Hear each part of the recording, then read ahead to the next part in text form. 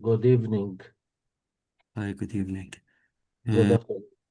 I please you have to keep your mics muted because we are going to live stream over Facebook and also it will be recorded for YouTube. So please keep your microphone mute.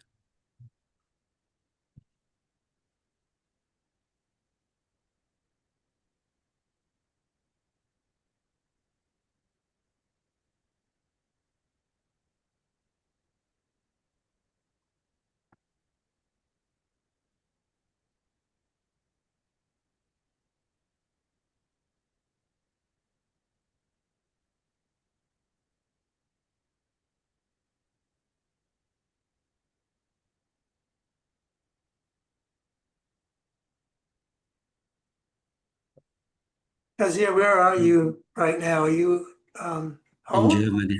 In Germany. in Germany? Yeah. I wouldn't have expected that.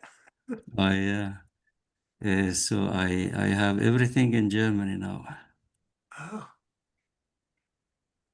And Jack, we have enough time, so you can say you have all the presentation, and after that we might have around 30 minutes for questions. And once we finish, this part, of course, we will have another session for the graduate students in order to discuss in details what you are going to present today. oh, okay. Yeah, and for the participants, I think if you activate the caption translation, then you can get the translation through the system because you can translate it from English into any other languages. So in your screen, you will find the caption translation. So try to make use of that opportunity. And this gives you clear idea about what is Jack going to do. Yeah.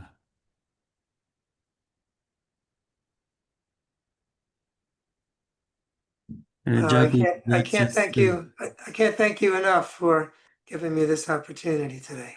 Tell you. we are honored to have you, Jack. You know this. And I think people, from different parts of the world should know about this. Because normally they are used to old stuff, when we Yeah. talk about like, very old IQ test. And so it is time. Yes. Yeah. It's time to let the old ways go.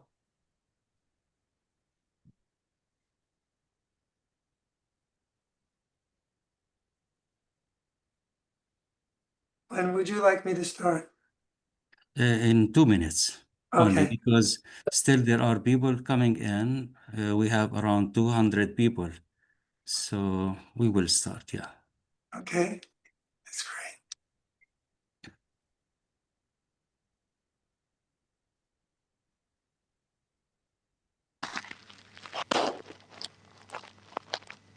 The most important people, you close your mic, please. You keep your mic closed, muted, because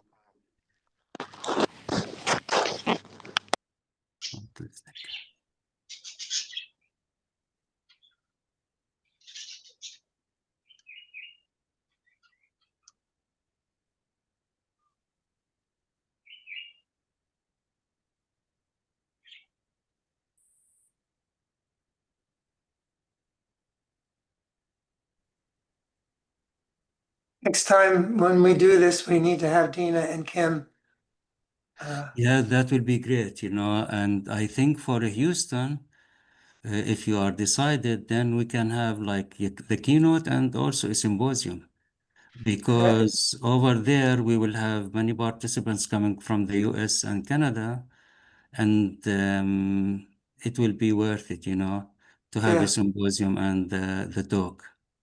yeah, I'd like to do that. We just have to talk about the logistics because my schedule is, and Dina and Kim's are, Yes. very unforgiving, let's put it. Oh, yeah. There's so much going on, but I would love to make that happen. And that would be in person, is what you're thinking? Ah, yes. Okay.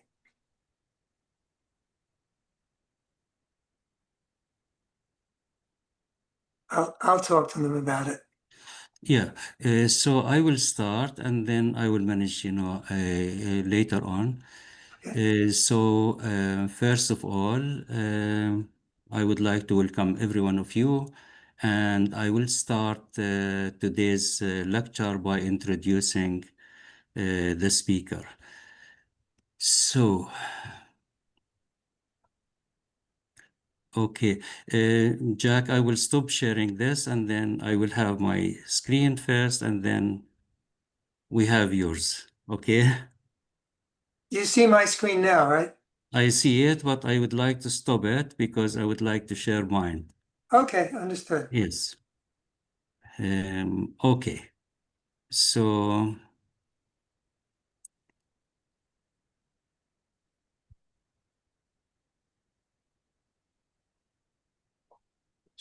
Should I stop sharing then? yes, please. And Okay, then I have to use mine.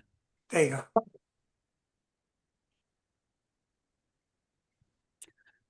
Okay.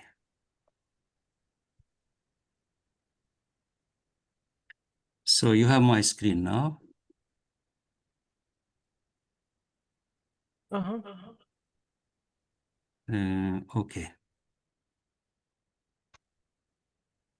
So, first of all, I would like to welcome all of you for our talk today about the Naglieri General Ability Tests. And he is going to talk about the international implications for this type of tools. Jack Naglieri is a research professor at the University of Virginia.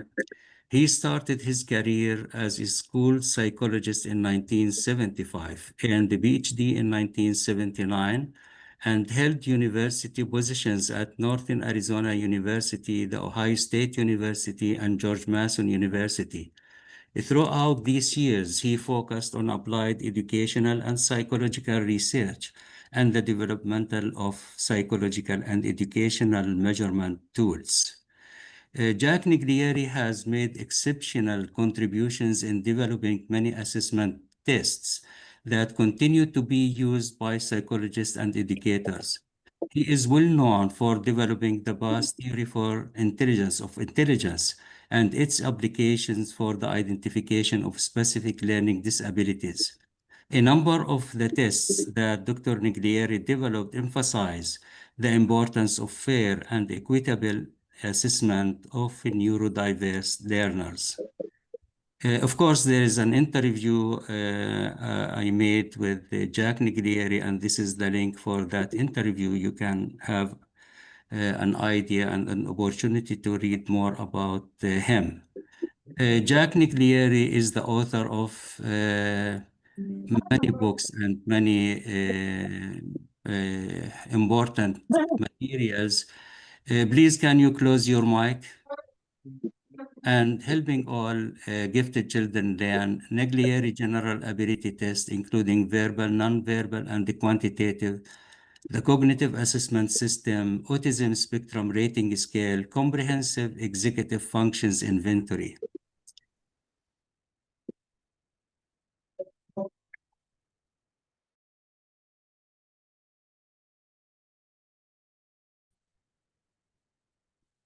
In the name of the ICIE, I would like to welcome my dear friend and colleague, Jack Niglieri. Beyond our friendship, I am truly honored to introduce one of the most distinguished minds working in our field of knowledge. For decades, the ICIE has focused on gifted education, excellence in education, and of course, creativity and innovation. Our speaker is uniquely equipped to guide us throughout this complex landscape. Welcome to the ICIE International Talk. Jack, the stage now is yours. So I will stop my sharing and I will give you the share. So now you can share your screen.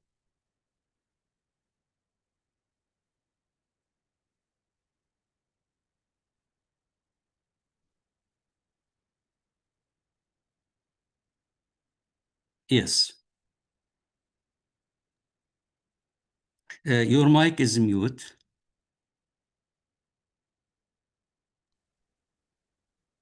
How's that? Better? Yes. Thank you so much for your kind words and for giving me the opportunity to be here and share this work that I've done with my amazing colleagues, Dr. Kim Lansdowne and Dr. Dina Brugues. In the chat box, I put a link to a PDF handout of this exact presentation. I like to do that so that as we go through, you can spend time thinking about what we're looking at, and not be concerned about, oh, I have to write that down and get that information later. So everything's there, and I encourage you to also go to my websites, Naglieri General Ability Tests, and my other website, jacknaglieri.com, is really for psychologists and people who are interested in twice exceptional gifted children. Everything on these two websites is free. You cannot buy anything. Everything that's there, you can have. It's the way I like to do things. All right.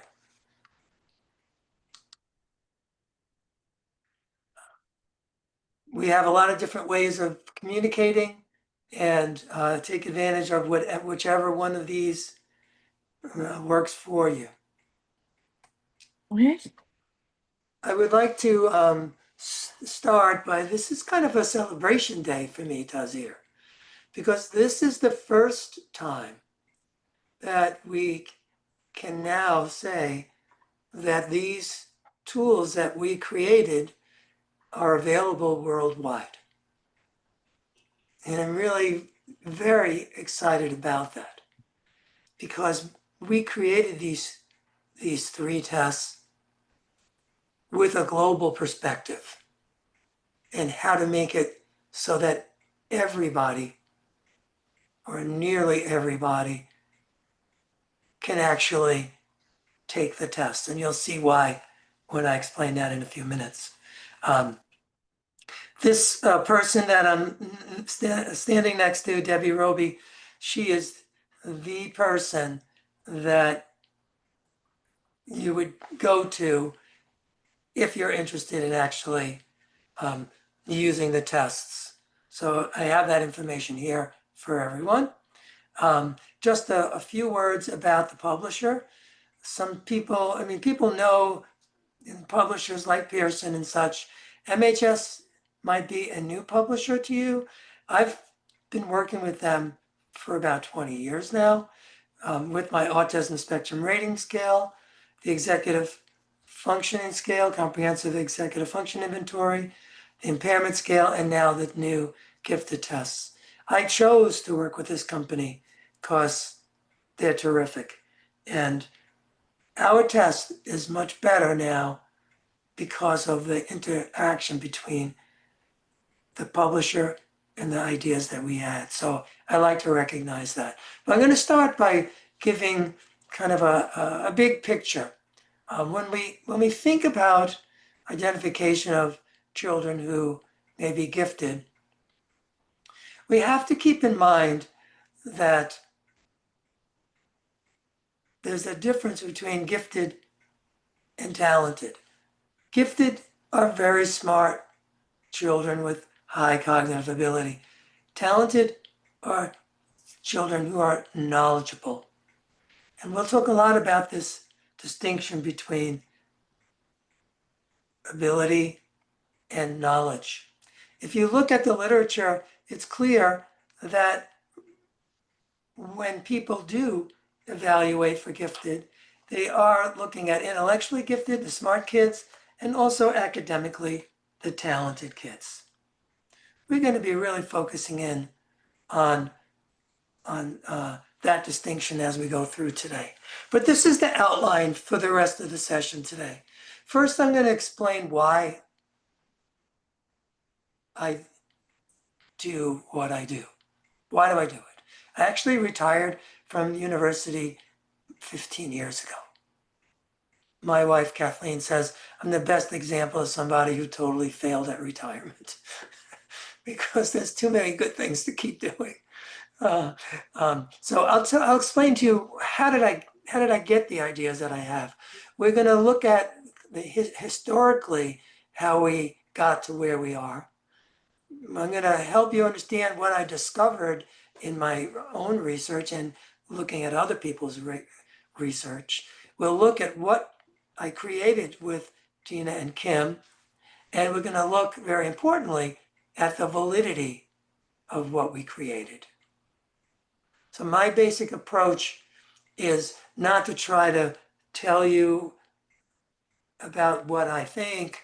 My approach is to show you the science that supports what I'm suggesting that you do. So that's a very important distinction. So to give you a big picture, in 1975, I worked at this school in New York, and I did what I was taught to do. I gave a whisk and I gave an achievement test. And it didn't feel right to me because the questions on the whisk were very much like the same as the questions on the achievement test. It just didn't feel right to me. Well, I went on and got my PhD, and then I started working as a professor in Arizona. And part of what I did there was go into the reservation, have a soup high school, and I evaluated a young girl there in 1981. And traditional Wechsler, and the student had a very low verbal score and an average score on what we would call nonverbal or performance. And my report that I wrote, I made it clear that that verbal score could not be considered an estimate of intelligence because the student didn't speak very much English. She spoke Supai language. A lot of my colleagues at the university said to me, no, Jack, you just don't understand Native Americans. They live out on the desert. They have to have good spatial skills. So that's why their performance is so high, but they don't have a lot of verbal skills. That's why they're low. And I said, no, that's not it at all. It's really simple. If you don't have the language knowledge, you can't perform on the intelligence test. That's a problem. So I wrote my first paper on equity in 1982. Does the WISC measure intelligence for non-English speaking children? Of course, the answer is no. And today, in the WISC 5, and certainly in the WISC 6, you're going to still have those same achievement-laden subtests. So what did I do? I decided to measure intelligence using what we call a nonverbal test. That's a description of the questions. And I did that with the first, with what was originally called matrix analogies test, which became the A Naglieri nonverbal ability test. But what I did is when I worked with the publishers right from the beginning, I said, I want to have access to all the data, the standardization data, the validity data, and so on. And I did that because I wanted to really test my own hypothesis. If we take the knowledge out of the measurement of intelligence, do we get equity? And what did I find? No differences by race, no differences by ethnicity, no differences by what language the child speaks, no differences across sex. But the test was strongly related to academic achievement, a basic validity topic. So my research led me to realize that we should measure thinking in a way that's not confounded by knowing. So that's coming back to this distinction between gifted, very smart, thinks really well, talented, knowledgeable. I'm going to give you a couple examples to really make this come together. I'm sure you know the answer to this question. it requires that you look at the relationships of the top diagram to arrive at the answer, number 2. Now, I'm going to show you another example that has the same kind of relationships. Girl is to woman, is boy is to, in English, I'm sorry, I can't say it in another language, but I only know 2 languages, English and music. But girl is to woman, is boy is to man, is the same cognitive relationship of the information. Here's another example. 3 is to 9 is 4 is to 16. Now I'll give you another one that I think no one can answer. If anyone knows the answer to this, please unmute yourself and just tell me what it is.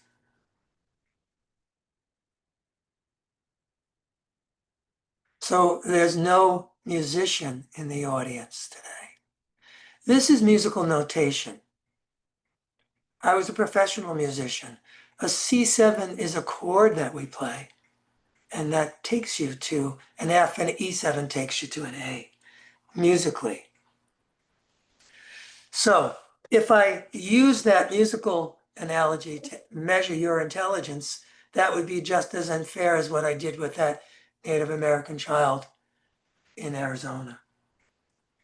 All right, so all these tests that I've published, they all have the same concept embedded in them, that we want to measure thinking in a way that's not confounded by knowing. Now, it's important to ask the question, well, why do we have verbal tests on intelligence tests? We've done this actually for quite a long time, so I'm going to give you a little history lesson because knowing the history really matters. We go all the way back to Binet and Simon. So when Binet created his 1911 version, he wrote that he excluded the questions from the previous version, the 1908 version, because they depended too much on school learning.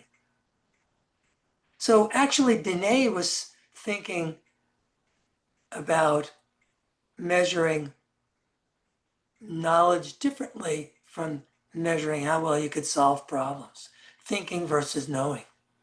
Now, Terman comes along and he says, no, intelligence at that verbal and abstract level is the highest form of mental ability and all that kind of stuff. So he put all that verbal knowledge into the Stanford Binet. Now, Terman had a student named Arthur Otis of the Otis Lenin, like a Kogat. Well, Otis was instrumental in the development of the Army Alpha and the Army Beta, which the US military used to evaluate recruits in World War I. Why is that important? Because there was a military examiner who worked in Fort Logan, Texas. His name was David Wexler. That's where Wexler got his ideas. If you go to Google Books and you put in Army mental tests, you'll see the Wexler subtests in those books. That's what Wexler used when he created the Wexler Bellevue.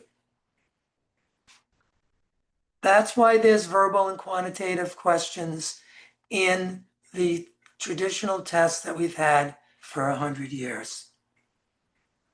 Both verbal and individually administered and group administered. You can see whose book I made a picture of. You can see Dr.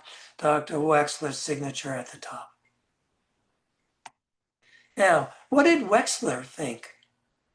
Did Wexler have the idea that the verbal and nonverbal were different abilities? Actually, no. In the Wexler Nonverbal manual, I was the author with Wexler on the Wexler Nonverbal. Wexler, Kaufman made it very clear that Wexler believed that verbal and performance scales were just different ways of accessing general ability. but he never believed in verbal and nonverbal intelligences. It's very common for people to talk about verbal and nonverbal as in different kinds of intelligences, but that's not true. Verbal and nonverbal is a description of the content of the questions, not some kind of abilities that we have. Now, there is a lot of evidence across all these different tests that these measures are good measures of general intelligence. That means the total score that they yield is a good measure of general intelligence. So we know that this concept of general intelligence is viable. But here's where it gets tricky.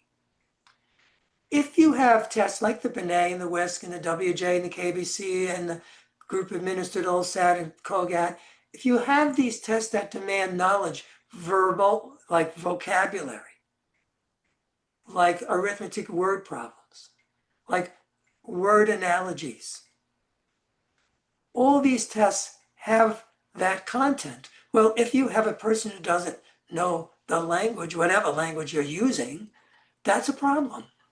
That's going to be an obstacle to good measurement. And it's not just the content of the questions, it's also comprehension of the verbal instructions and the requirement that a child has to articulate an answer for the individually administered tests. So here's the thing. The test that you choose when you're looking to identify gifted children will determine the children that. And I feel very strongly that we need to let the science guide our selection. The scientific evidence of equity, the scientific evidence of utility and validity should be deciding what test that we use. And I'm going to share that with you today. In a recent survey of the 6 most widely used tests to identify gifted kids, 5 out of the 6 demand knowledge. Only the Naglieri nonverbal ability test in this particular national survey was the only test that did not require knowledge. The problem is this. When we look at different groups, in this case, Black and white kids, Hispanic and white kids, when we look at their performance on all these traditional tests, in contrast to tests that don't demand knowledge, we get a very distinct pattern. Tests that don't demand knowledge have small difference across these differences, 12 to 11 points, way too much.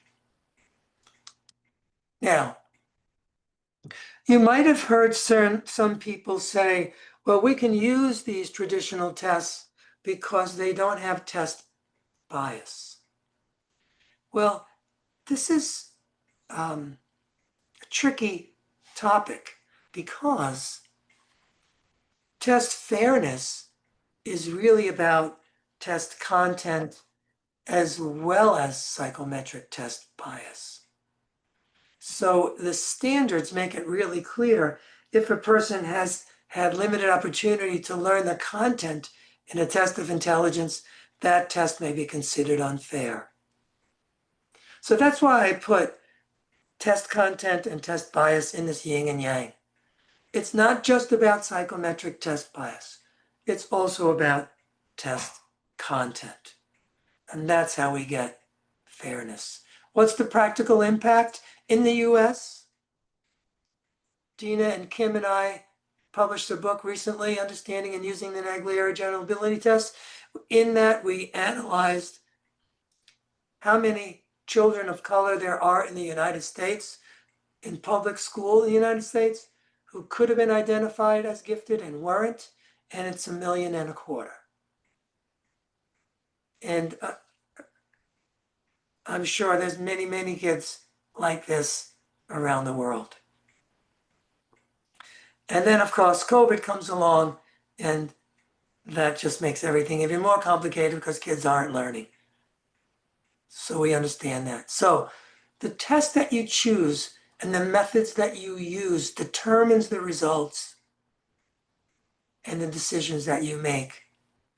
And you change the course of a student's life. That's the practical impact of test development. And we do the best we can with what we know. But what I'll be doing today is sharing with you a lot of knowledge that you probably don't know or may not have seen, so that we can do better when we know better. So I'm going to pause here because I just gave you a lot of information. And what would you like to ask me about what I just covered? And we're going to follow through a lot more here. But how are you feeling about what I've presented so far? What question would you like to ask? Please don't be shy.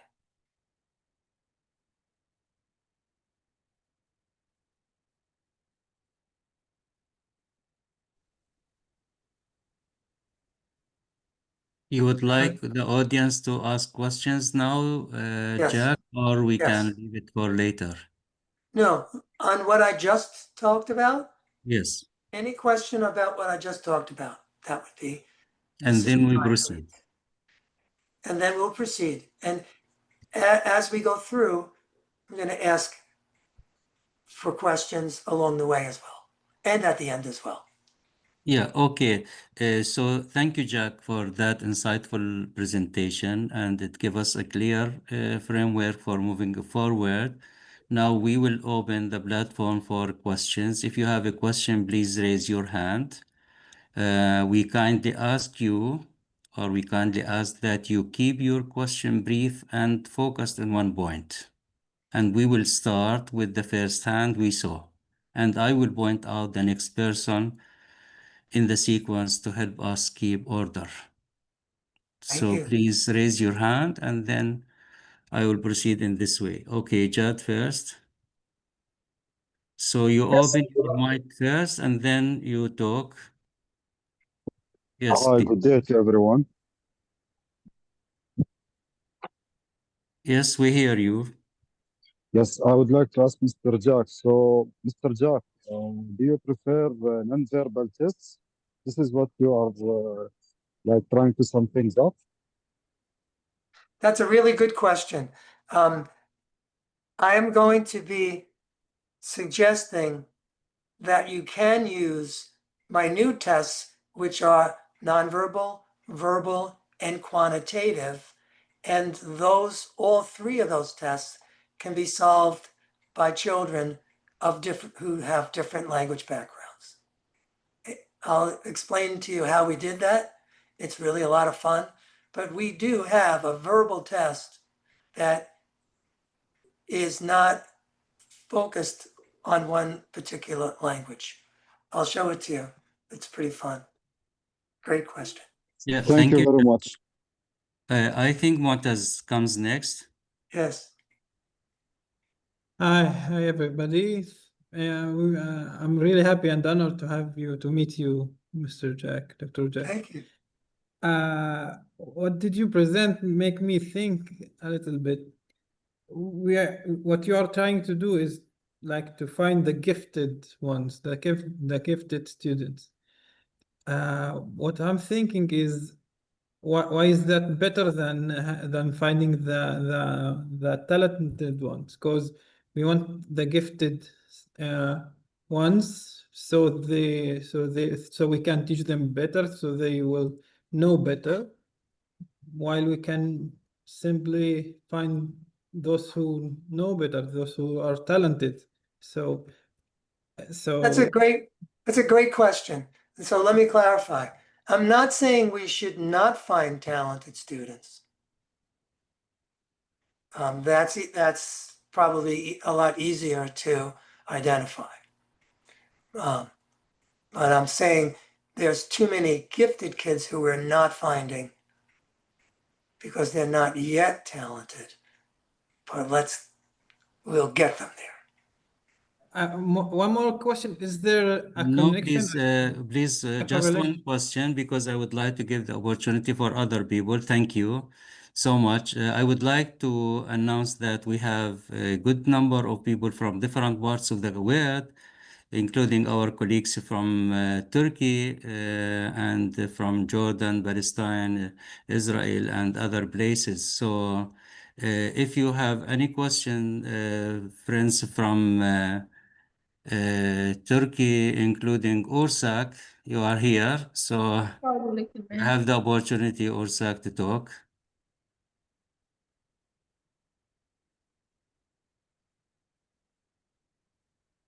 Okay, I think, okay, Jack, I have a question Okay. for you. Oh, you have a question. Good. I like that. Yes, I remember in the conference in Vancouver, you were talking about, the outcomes of your research based on your critical way of thinking, that most of the IQ tests available at that time are like achievement tests. They are Yes. not really measuring ability, but they are trying to measure like achievement instead of mental ability. And based on that, it clarify and justify why we should have what we call a Naglieri test. Right. So will you please clarify this? Because I think it was, like a paradigm shift when it comes to that we're moving from the existing test to a Jack Naglieri test. Yeah. So it is my intention to try to get beyond the old tests that Binet and Terman and Wechsler created 100 years ago. It's time that we use tests that are more appropriate for wider audiences so that we don't miss really smart kids who may not know a lot right now, but they're smart enough to learn. So that's what all the three tests are about. So let's take a few more steps, and then we'll open up for more questions as we go. Okay, now if anyone has any question, you please raise your hand. I think, Gadir, you have one question, please. Yes, I am education counselor, and I have a question: how to be fair with the talent students and help them to be development. Have you thought? Do you mean that you have to be fair in the identification process, or you are asking about what we say? You are asking about what type of provisions or materials should be available in order to serve their needs? Them of them. Yeah, okay. Them. Yeah. Well, the talented kids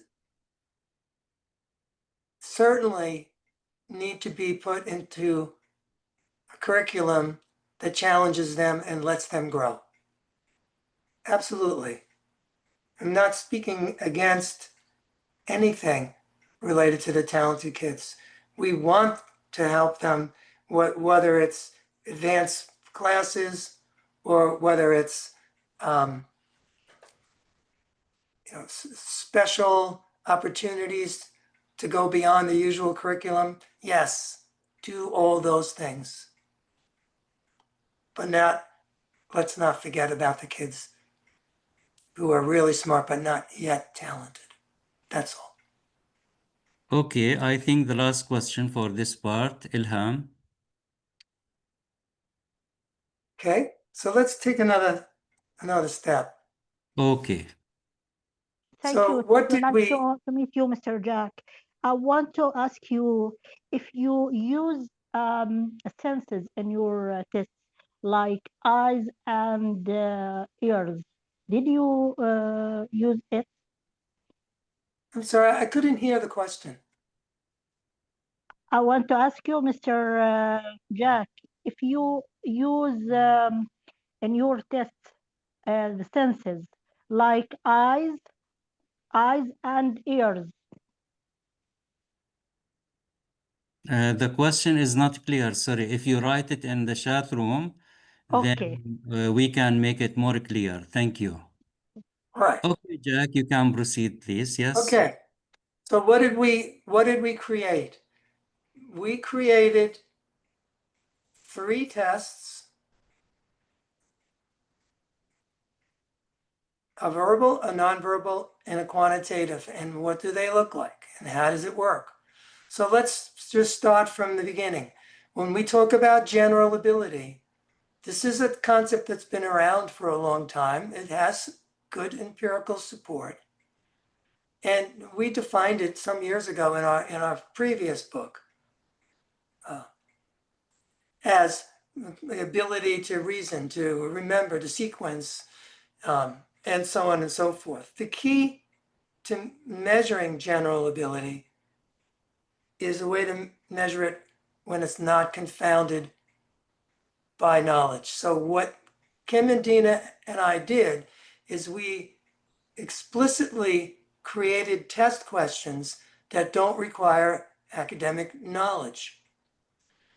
We took the comprehension of instructions away by using animated instructions. We have multiple choice responses so the child doesn't have to speak. And let me show you the verbal test.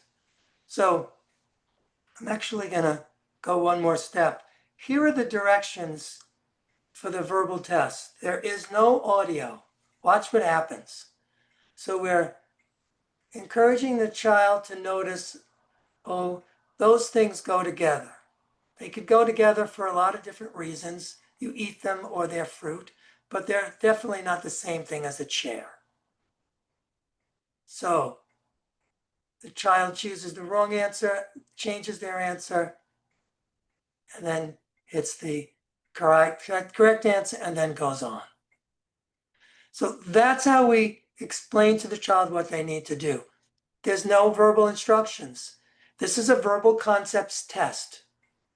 All the items represent different kinds of verbal concepts. And that's how it gets more difficult. I'll show you why in a minute. But this is the concept of our verbal test. It actually comes from a neuropsychological concept called the superfluous fourth from Luria, the other work that I do in neuropsychology. Now, this is an easy item. The child sees these 6 pictures. Which one doesn't belong? Obviously, the piece of wood is the only one that's not green and not growing. Here's a harder one.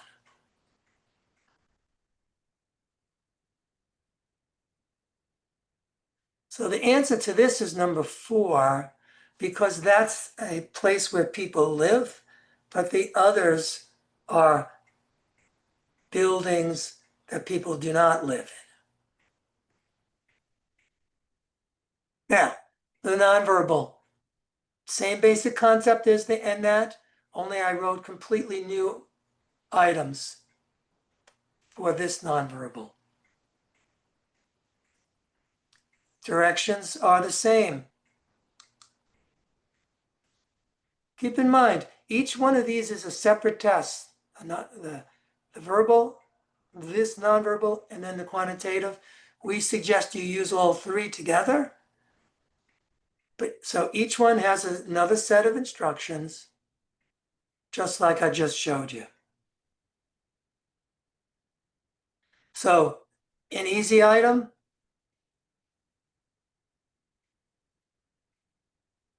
a harder item. And then we get even harder with a 3x3 matrix.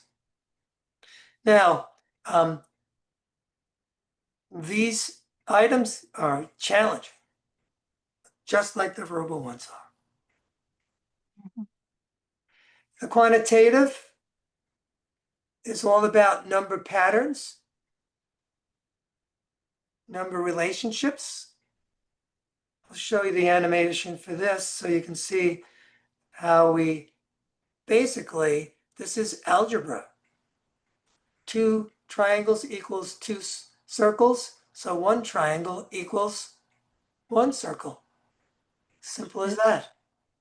So it's all about the thinking that a child needs to use and noticing patterns in math, like a simple pattern like this. Of course, we have others that are much more complicated, but still, the child looks at the relationships of the numbers. This is a hard item on the quantitative scale. Thank you. Sure. I don't know if you can hear this video. I'm going to try to play this. This is, so Kim Lansdowne and I did the quantitative test, and Kim was a director of a highly gifted school, and she asked one of our students to explain how to answer this question. And just listen to what she said. Because there's them on both sides. Start again. I just started recording. Start again. The hexagon and the triangle don't really matter, so we can forget about them because they're on both sides. Excuse me, can you close your mic, please? Rectangle Hello. into pentagons. So that means that a pentagon equals two rectangles. So we've got these. We don't know the weight of these, and they're in all of them, so it doesn't really matter. And that's going to be one pentagon. So it's that one. It's got a hexagon, trapezoid, pentagon. Gotta be E. Yeah. It's really amazing to just listen to the student logically come with the answer, and that's really what the quantitative is all about. So let's back up for a second. Let's just think about this. What do we have? We have 3 different tests with different kinds of questions, but they all measure the same general ability. Even though they're different content, they all measure one thing, which we call general ability. So I'm going to pause there and allow you to ask me questions about this segment that I just showed you, and then we're going to look at the science, and we're going to do a lot more. So talk to me. How are you feeling about this? Good. Thank you very much. It's beautiful. Maybe okay. Maybe there is another ideas to negotiate with you another time. Thank you very much. You're welcome.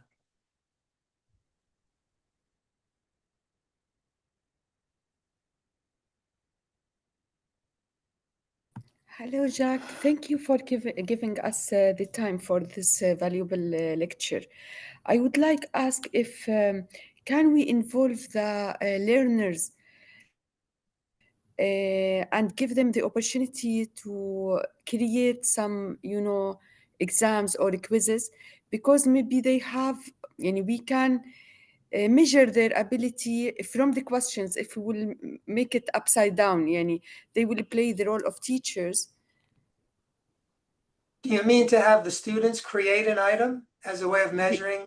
Yes, Yeah, in creative. I've thought about that, but I think that it would really take us into a whole different direction that I think would be more of a, it would require years and years of research, and I'm 75, so.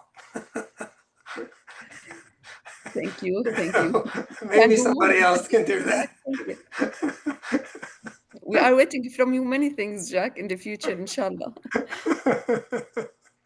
Thank you. Okay, Jad.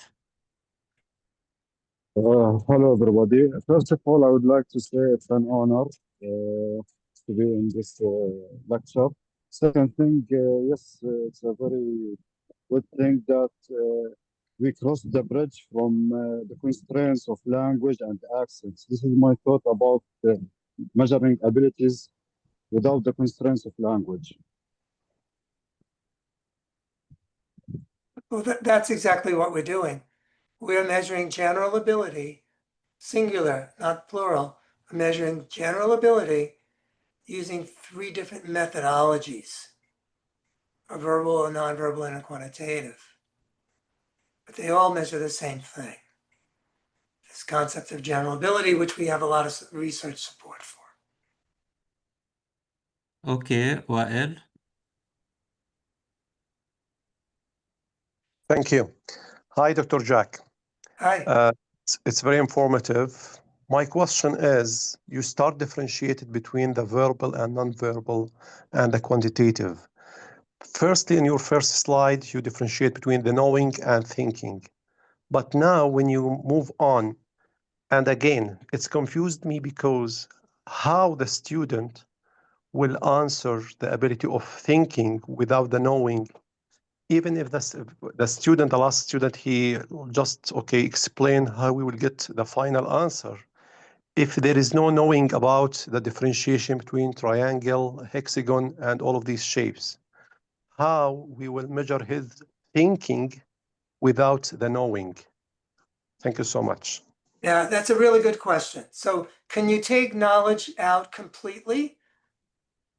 No way.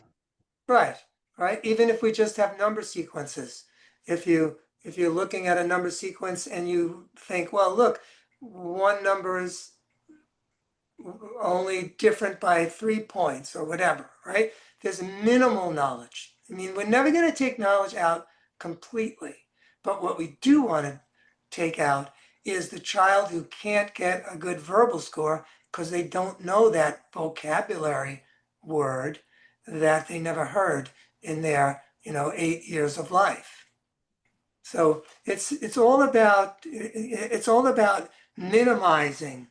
We don't have we like to call it academic knowledge, right? Like for example, we wouldn't have a Fibonacci series in the quantitative test because if you study math, you learn about Fibonacci and you understand the numerical sequence of a Fibonacci series. So, but when you look at our items, you can figure out what's next because we're giving you all the information that you really need. Do you really need to call it a triangle or a hexagon? Actually, no. You can see that they're different shapes, but you may not know what their names are, their titles are. It doesn't matter. The girl who we just heard solve it used those terms, but she didn't have to. She could have said this shape and this shape are the same, right?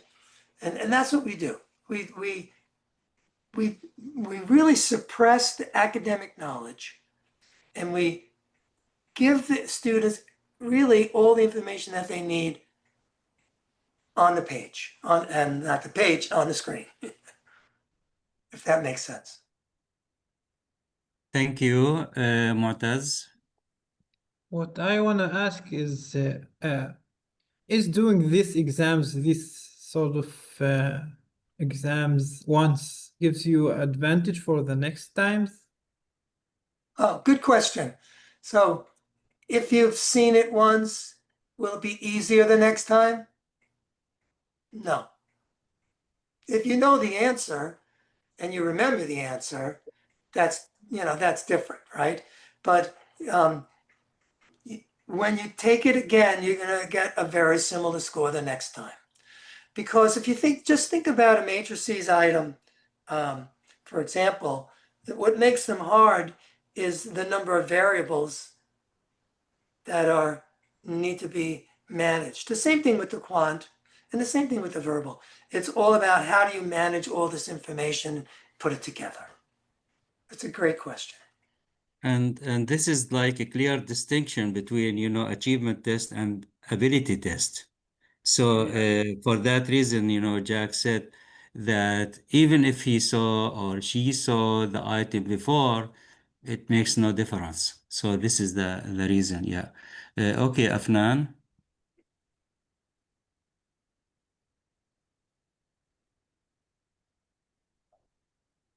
The mic is closed. Okay, Hala, and then we come back to you. Okay. Hello, how are you, Jack? Hi. Thank you for this lecture. I have two questions. The first question is, are these exams similar to the psychometric exams that all the universities all over the world they do? And my second question is, are these exams only for children, or do you have it for the adults also? Okay, we don't have it for adults, just for children. And they're different than the exams that are usually given in school because those are achievement tests. So that would Okay, be the difference. Ansar. Hi, everyone. Thank you for your insightful lecture. I really enjoyed listening to you. Thank you. I want to ask a question as a teacher. I'm an English teacher in high school. I want to ask you about a practical implementation. With limited resources in schools, how can we use these tests in order uh, to implement these tests in schools and improve the thinking skills and knowing and knowledge that you have talked about. Yeah. With limited resources in our schools, how can we really have implement in different topics or subjects? Okay, it won't be specific to different subjects like English or math or any of that. That's not our goal. Our goal is to measure this concept of general ability and just to be able to say, this is a smart person, give them opportunity to learn. And whether that opportunity, maybe the student is really interested in a specific topic, set them free, they'll do well. All right, Thank you. Thank you. I think now we proceed. okay, Yes, please. thank you. Just a couple of things. This is the report that we provide when the test is used. And we actually have a whole page that describes to parents what the test looked like and then what score the child got and what it means. So Dina and Kim and I spent a lot of time thinking, what would we want to tell a parent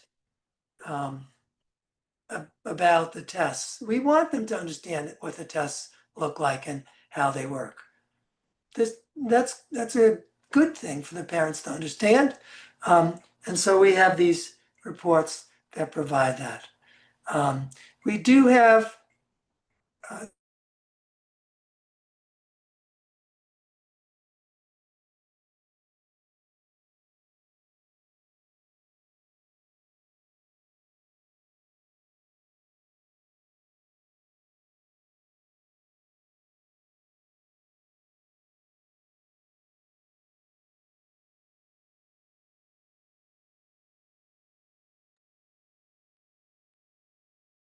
Jack, are you there?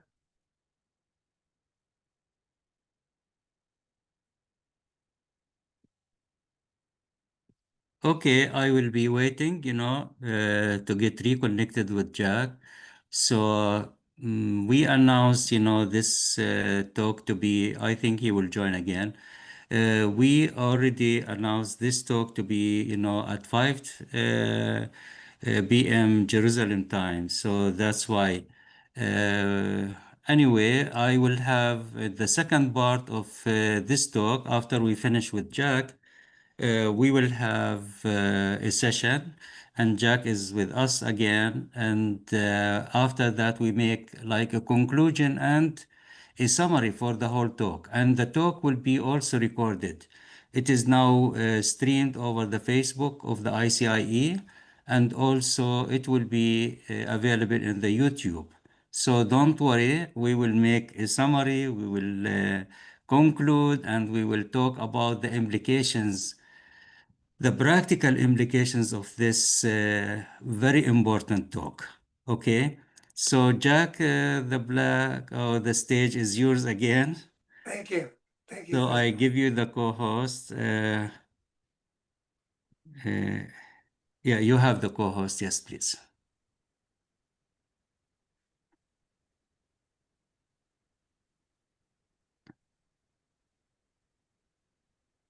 Sorry, I'm just trying to get my screen No problem. organized. This is normal. Yes. All right.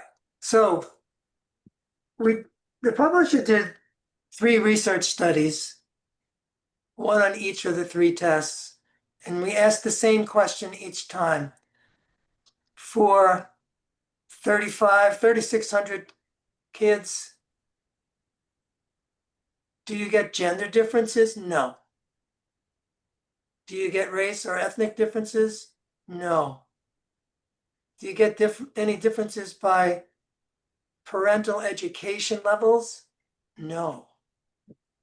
In other words, we're able to measure general ability without those influences.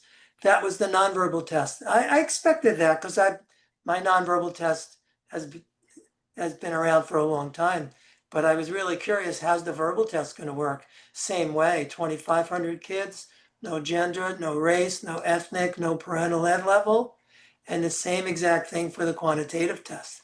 So we asked the same questions 3 times with 3 different samples, 3 different tests that are designed to measure the same thing, and we get the same results. This is really something. This kind of a validity when we have replication of a finding, that really makes a difference. So that was the first study. We also looked at differences by primary language, English and non-English, no differences. We also looked at male, female, again, no differences, very similar scores. We also looked, this is a study that we just submitted for publication, kids in suburbia versus urban kids. Those are different environments. Again, we're not getting any significant differences. And then when we look even deeper in terms of reliability and a lot of other things, I'm going to skip this particular slide. When we look at the validity evidence, it's there. So we do the best we can with what we know. And when we know better, we do better. But that demands change.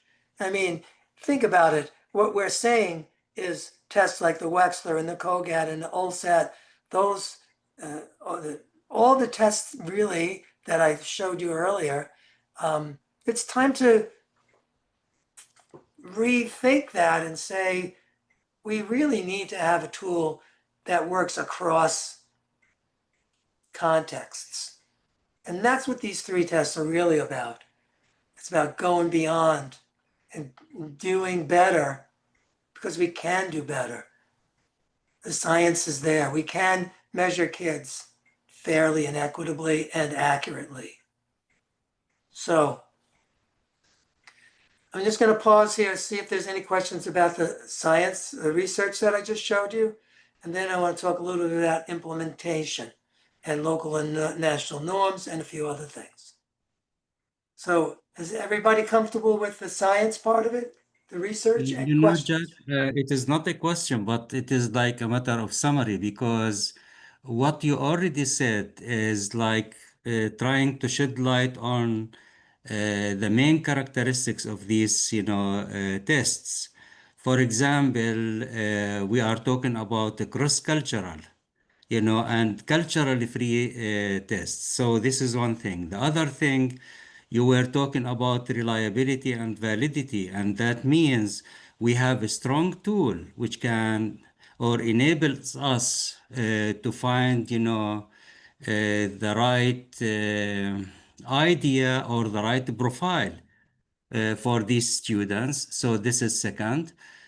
And the third one, that this tool, I think it will be a good replacement for the existing ones, especially when we talk about the old types of IQ tests and so on. So this is my, summary. And if you please, like shed more light about the possibility and the ability to employ these tests in different cultures. I know you made all these studies, but also the people in the audience are interested to know how could we employ these tests in the in different cultures or in different contexts. Yeah, that's a really important question, and that's why I'm here today, because the way to answer the question is to start to use it and see how well it will do. I know it's going to do well, and I imagine there'll be little bumps here and there. But when we created the items, we created them in such a way that it wasn't like U.S. or Canadian orientation. A lot of the people at the publisher, in fact, some of the key people, Matangi from and Angelina, and so many of the wonderfully smart people that we worked there come from different countries around the world. So we had a really good group of people to ask, well, what kind of animals should you not have in a test like this, right? There are certain kinds of things you don't do in different countries, and we honored that. And so I think that that will be clear as it starts to be used in other places. Yeah, thank you. Yes, please, you can ask. What I want to, first I was very surprised to see that children in urban environment has similar result as an urban, and in that case I want to ask, in your studies, did you check or did you measure what in better or what makes no? You get disconnected. Oops. Mu'taz, you get disconnected. Okay, Faiza from Turkey, would you please talk if you like, because I saw your note in the chat room.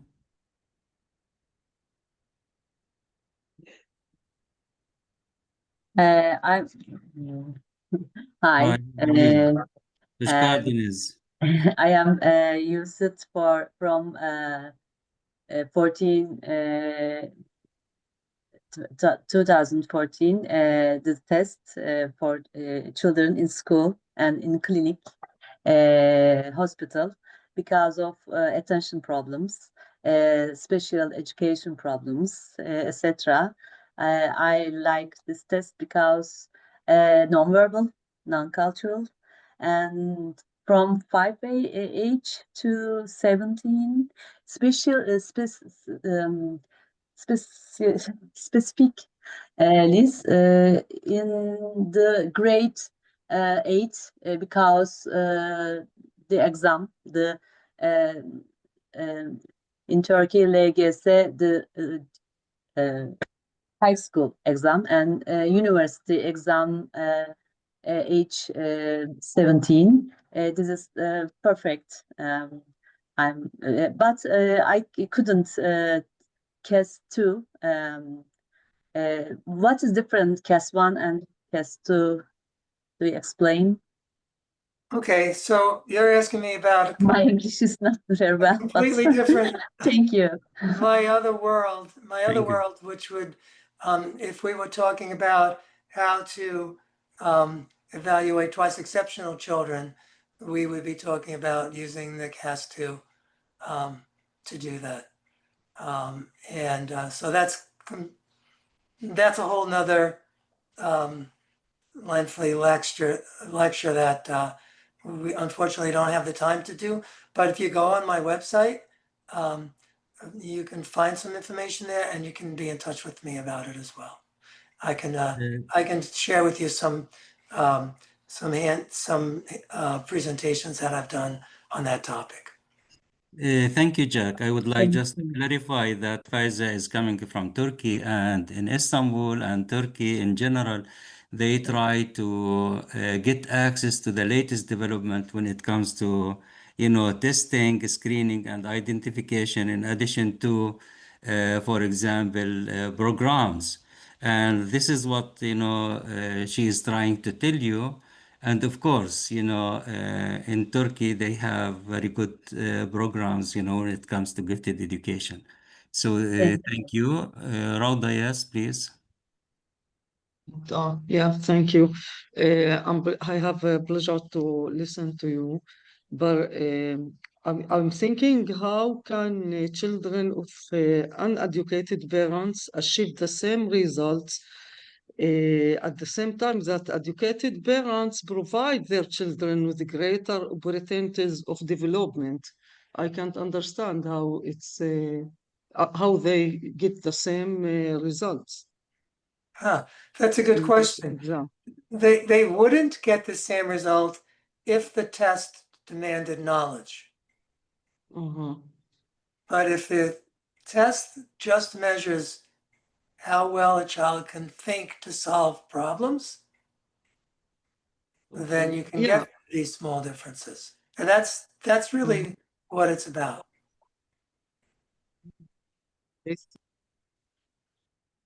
Okay, thank you. Afnan.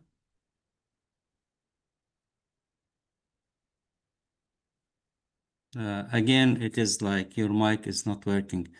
Anyway, so I think, Jack, we can proceed. Okay. Yes, please. So let's think about how to use these three tests. What's the strategy? So of course, the first step is to administer the tests, and I think all three of them to all students in a school of a certain grade. So usually it's second grade. Kids are around 7 or 8. That's a good time.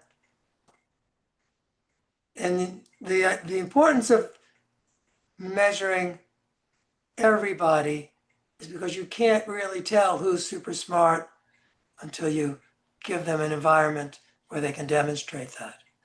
And then the next step would be to decide how much of a high score is needed.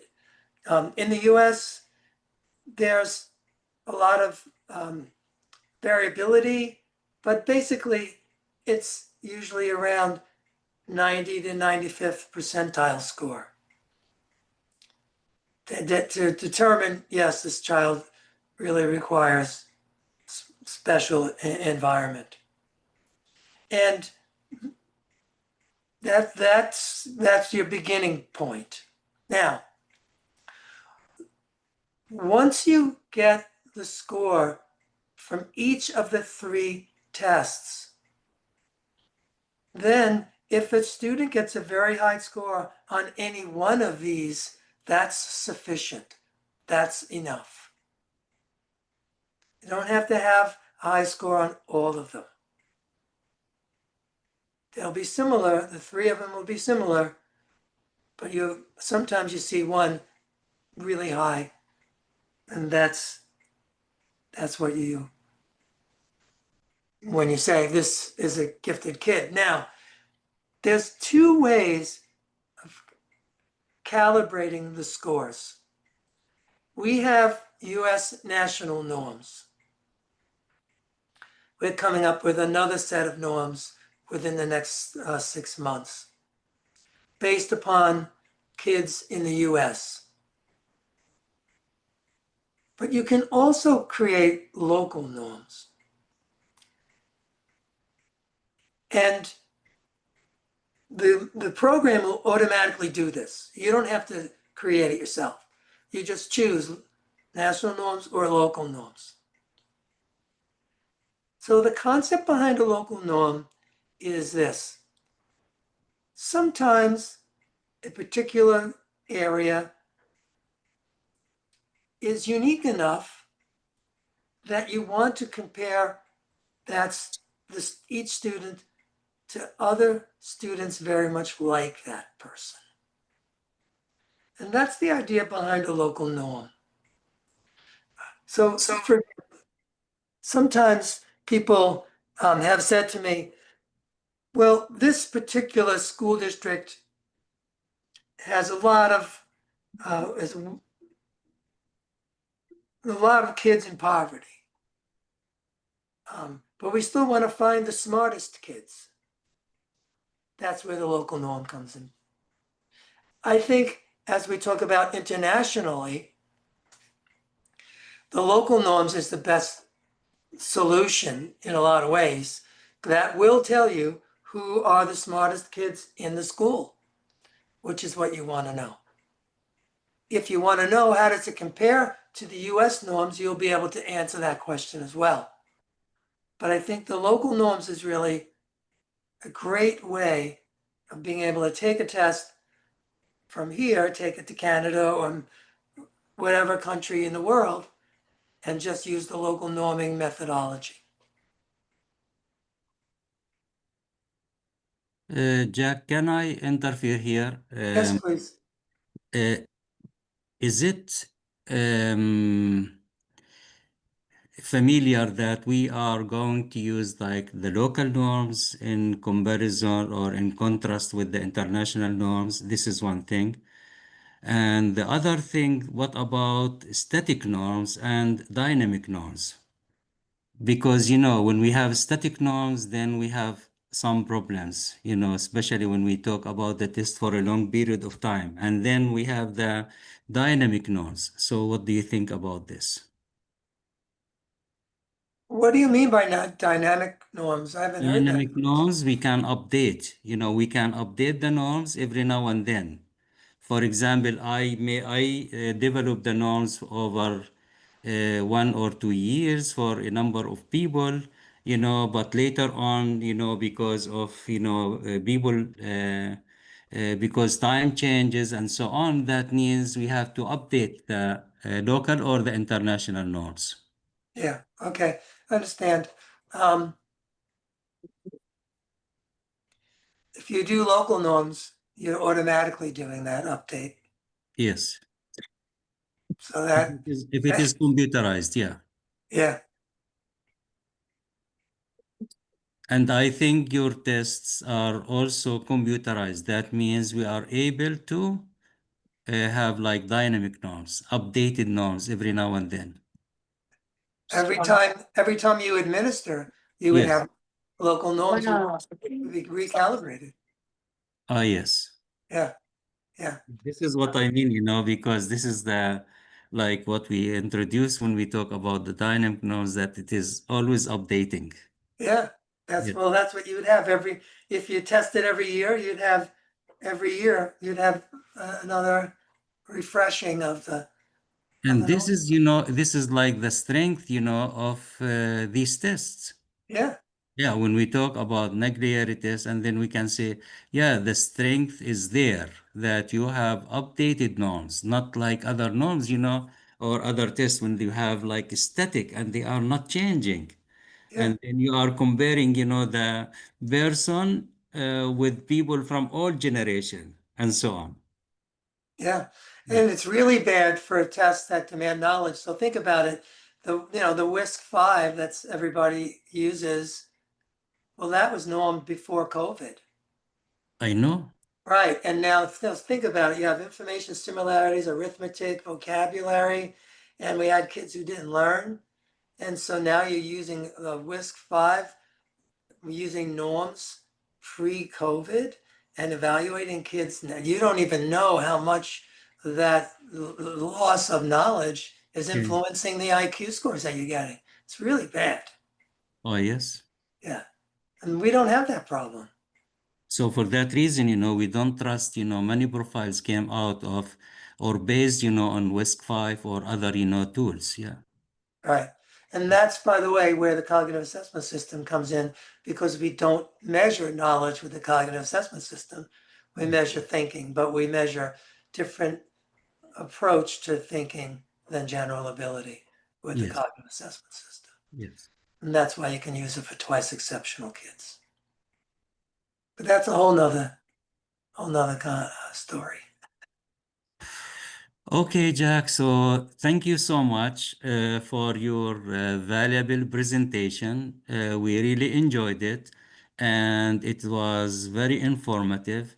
So thank you so much for all your contributions. And I will give, before we leave, the first part, I would like to give my friend Zuhair. He is the head of the Psychological Association in Jordan, and he is in this field since long time. So yes, Zuhair, you can start, please. Thank you so much, Professor Taysir, my friend. And thanks to Professor Naglieri. It's just, comments that popped up while I was keen listening to what Dr. Jack was saying. First, I think what we are doing with all the intellectual assessment, all the intelligence measurement, as if we are taking a quality and dichotomize it to quantities and measure these quantities in a scale, in a sort of that some would agree with, some would stand against, and we are not sure if we are measuring what we are measuring really. And this comes, I'm not discussing the validity or any process of validation for these assessment tools. I'm just questioning the matter of how suitable to use these tools while we are dealing with a whole person. I'm saying this and thinking I've been in the field of education for the last 52 years, and I always think of what I call them miraculous students, those who are getting very low marks in the traditional and classical scholastic standards, but they are so brilliant in many ways. I can give so many examples that might, so many examples that might fill pages and pages about individual students, both males and females. The other issue, or the other thing that keeps running in my mind, in my head, is how we can make ability assessment in general to go hand in hand with emotional assessment. It's not enough to assess. I'm talking from my background as a school counseling and school psychologist and counseling psychologist. Sometimes you might face a student or a child or an adult or an adolescent who might gain a very high IQ, yet emotionally he can't do anything beneficial. Not for himself, neither for others, or even his family or colleagues or friends or whatever. Zuhair, Emotionally, you have 30 seconds. Oh, sorry. All right.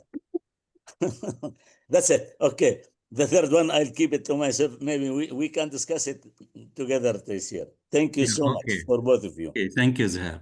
Thank you. I'd love to have that conversation. It's a very different topic than what we did today.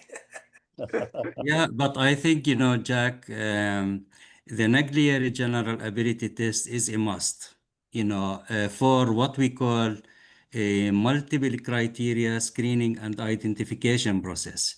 You know, Zuhair and other people in the audience, we should have what we call multiple criteria screening and identification process. In this Yes. context, then comes Jack Naglieri tests in order to find out, in addition to other tools and other criteria, and to build the profile, you know, to build the profile of these students. So this is what I mean when we talk about Naglieri test. It is like an innovative method for equitable Yes. identification for the gifted students from diverse population. And this is really the most important of these tools, like using verbal, non-verbal, or quantitative, you know, aspects of these tests. And of course, these tests are very important to find out about these abilities, and the test itself or tests are not requiring that much knowledge. It requires minimal knowledge, not required use of specific language, and this is we said, and he shed light on that. And with verbal instruction that don't demand verbal comprehension, and of course don't require the students to orally articulate their answers. And these three online tests can be used independently or jointly to measure general ability in 30 minutes each. You can imagine. So this is really well advanced in the field of, you know, screening and identification. And also, you saw from the different types of research introduced by Jack that really we can trust, you know, these tools, and we can measure general ability with little differences across race or ethnicity. And of course, parent educational level. And I remember one of my students, she was wondering how we could measure mental ability for, you know, students whose parents are not able even to to write or read, you know. So yeah, this is very true. So thank you so much, Jack, for this. And I'm looking forward to have you in another opportunity. And of course, we are looking forward to see you in the conference in Houston this year in December. So thank you so much. And we highly appreciate your participation and your patience to listen to this talk. And thank you again. Thank you. Thank you, Sazia, so much. I really appreciate it. But wait a second. We're going to end with a song. Yes, please. So after the song, we will continue, you know, Okay. our So, symposium, but we have to listen to the song. yeah. So, what am I about? I'm about change, right? Yes. Change requires courage to change. And I try to give you enough knowledge and science so that you can have the confidence to change. But sometimes just a little bit of a song. And I actually I was given an award recently, and they asked me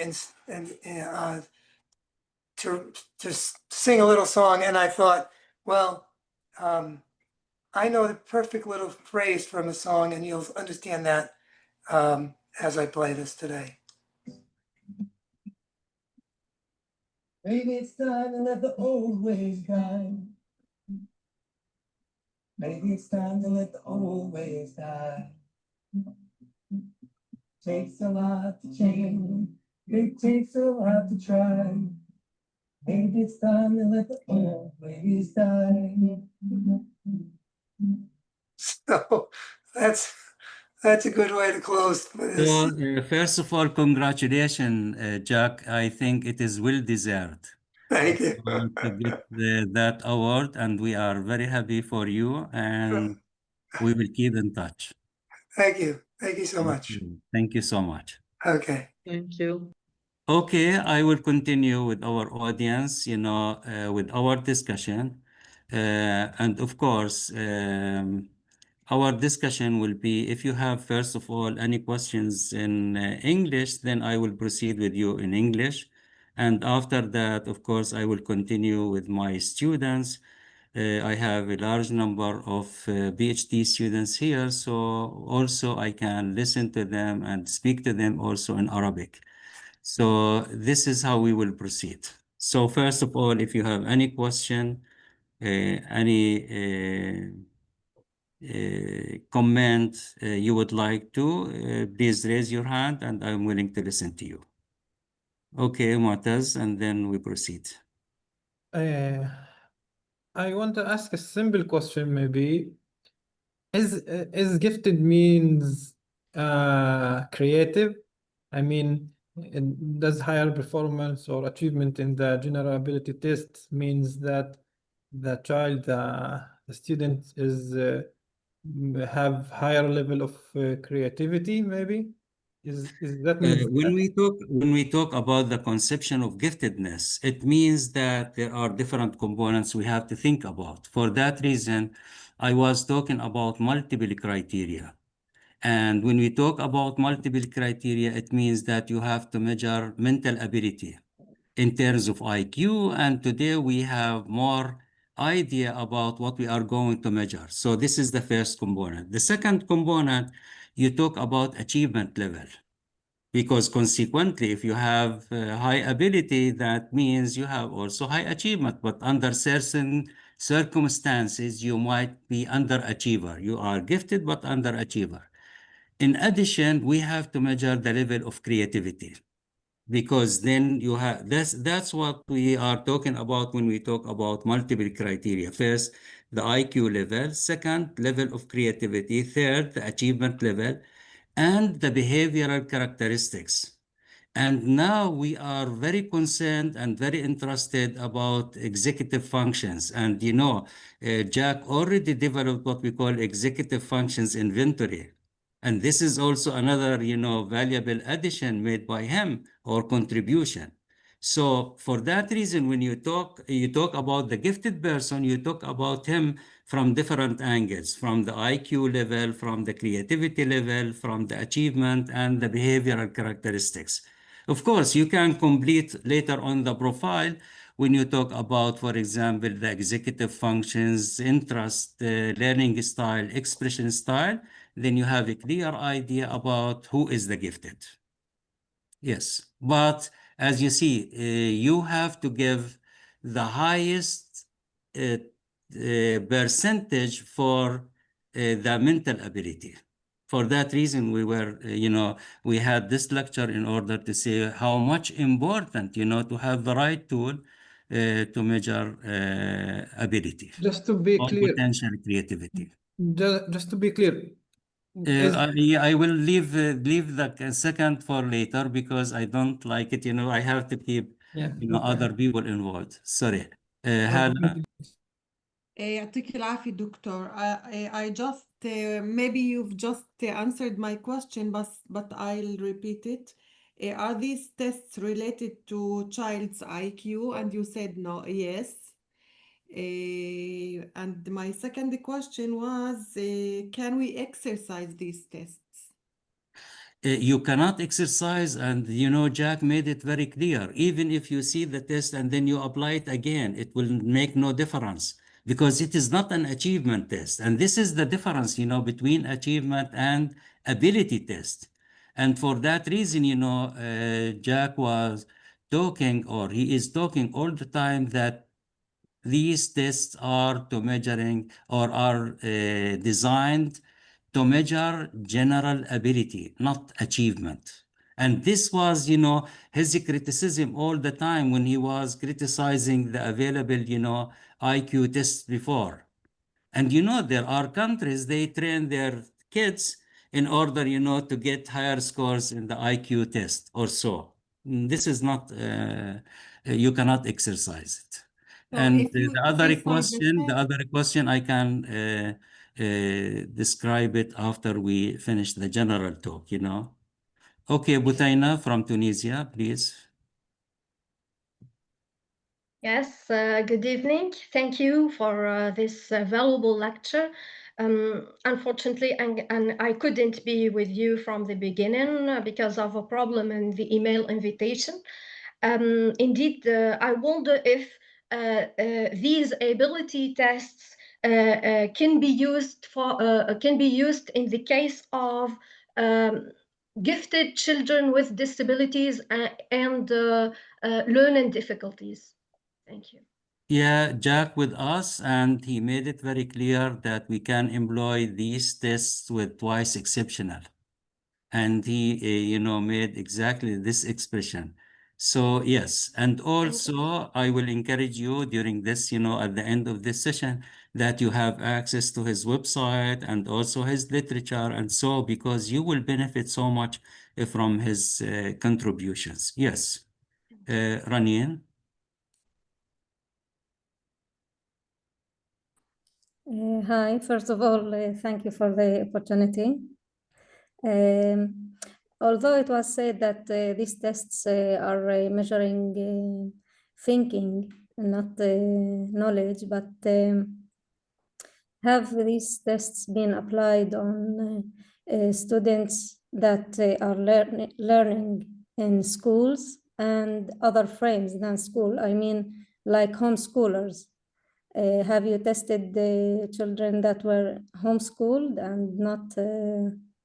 So is there any difference between children that went to schools and children that didn't went to school? I don't think there should be a difference between them because these tests are not influenced by knowledge and measuring thinking. Still, because I think there must be, I don't know, maybe it's difficult to think that it don't need any basic of knowledge for children, but are there any differences? These tests are measuring the outcomes of mental processes. So this is, you know, we have to make it very clear. These tests are designed to measure the outcomes of mental processes. And it comes. So you have to, and also, I mentioned, you know, in the introduction about past theory. So it is good, you know, in order to have a clear idea about what is the rationale or what is the background, you know, for this, you have to study also the theory developed and introduced by Jack. We call it past theory of intelligence. So this makes, you know, things very clear to you. Yeah. Okay. Okay, Aya. Yes, doctor. I understand that it is the mental ability or mental, we measure the mentally, but it will affect their achievement. Yani there is a relation between these exams or tests and the achievement assessments, right? Because it will affect. Yani, Nine. no, لا. No. doctor. But if I will send my son, for example, for this kind of assessment, right? And then what I want to say, yes, it will give me the percentage how he will be in the school in general, right? No, It it will give gives me you an idea. indication. It gives you an idea about his ability or her Yes, ability. exactly. Yeah. Consequently, based on research, we are expecting him or her to achieve higher or in proportional, you know, with his IQ level or his ability level. So it is not the other way. It is this way that we measure abilities, and then we can expect, we can guess, we can think about how he or she will achieve or the level of achievement later on, not the other way. Okay. Okay, I Thank think you. Salma from Oman. Yes, please. And then I will give Afnan later. Yes. Assalamu alaikum. Alaykum salam. Thank you, Prof. Taysir, and thank you also to Prof. Jack. Just I'm asking if we can apply this kind of test for the autism. We know that most, يعني we saw especially this time that what we call it in Arabic موهبة استثنائية come from this kind of people. Exceptional Yes. giftedness. Yeah. Can we apply for them? Yes, So you Jack, could. she is asking for about the autistic children, you know? Yes, please. Yeah, you could use them for children with autism. If you're trying to do an individual evaluation of the student, then you really should use the cognitive assessment system, especially for children with autism. Thank you so much. Muhammad Al-Hassan. Yes, please. Okay. Hi, everyone. Thank you very much. My name is Mohammed Al-Hassan as a lecturer from University of Khartoum from Sudan. Highly appreciated for Professor Jack and the host panel. Actually, I have two questions. The first question, because actually this lecturer helped me too much while I'm doing my lecture. I'm doing my lecture for my students in terms of intelligence and mental ability. So my first question is, are there any requirements or lesson or conditions, or we can say, because I noticed some international tests need a lesson to be applied for the examiners or for testers. You For mean the a Naglieri license? You mean a license to license, be employed in another country? yes. Yeah. For the Naglieri test, are there any requirements for those who like to apply the test as a tester, or it is open for anyone who like to apply the test? The second question is, what is the ideal situation or environment that we're supposed to provide for the gift children? While we have some example in our country, we like to separate them in the separated schools away from the normal students, if I'm not mistaken saying the normal students. For the Muhammad, gifted students, yes. the first question, Jack will answer it. The second question will be a whole lecture. You know, Okay. lecture. Thank you. Because actually we have this situation in our country, we like to separate them in different schools. But this can Yes, be addressed in another lecture because this is a huge story, you know. Yes, Jack. Okay. Yeah. Okay. Thank you very much. Thank you. Appreciate it. Yes. Okay, so that's a really good question of who uses it. Do they need a license? Well, whoever is in charge of gifted identification, that person needs to have understanding of how tests work, all of the logistics of having computers, because this is all computerized. There's no paper, right? So all of the logistics of that. But they don't have to be like a licensed psychologist or something like that. Oftentimes it's teachers who became directors of gifted who organize it, and then it's the actual teachers who administer the tests to their kids. And also, because he is asking Jack about what are the official requirements, you know, in order to be able to use it in their country. And he is asking what about, you know, a license from whom or with whom he can communicate in order to get a permission, or if there is any rights, you know, for the publisher and so on. So this is what he is asking about. So do you mean, can they actually access the tests? Yes, and based on what, and what are the main requirements? Okay, so I think the second or third slide from on my presentation has that contact information for the person that needs to be is the person who makes all those decisions. Yes. And so her name is Debbie Roby, and it's on, I think, the second slide. Mohammed, I look in the chat and you can see a link to my presentation, and you'll see in one of the first slides, Debbie Roby, actually a picture of her and myself and her contact information. You'd be in touch with her and she'll give you all those details. Thank you. You're welcome. Thank you, Muhammad. Afnan, do you have the last question before, let Jack go?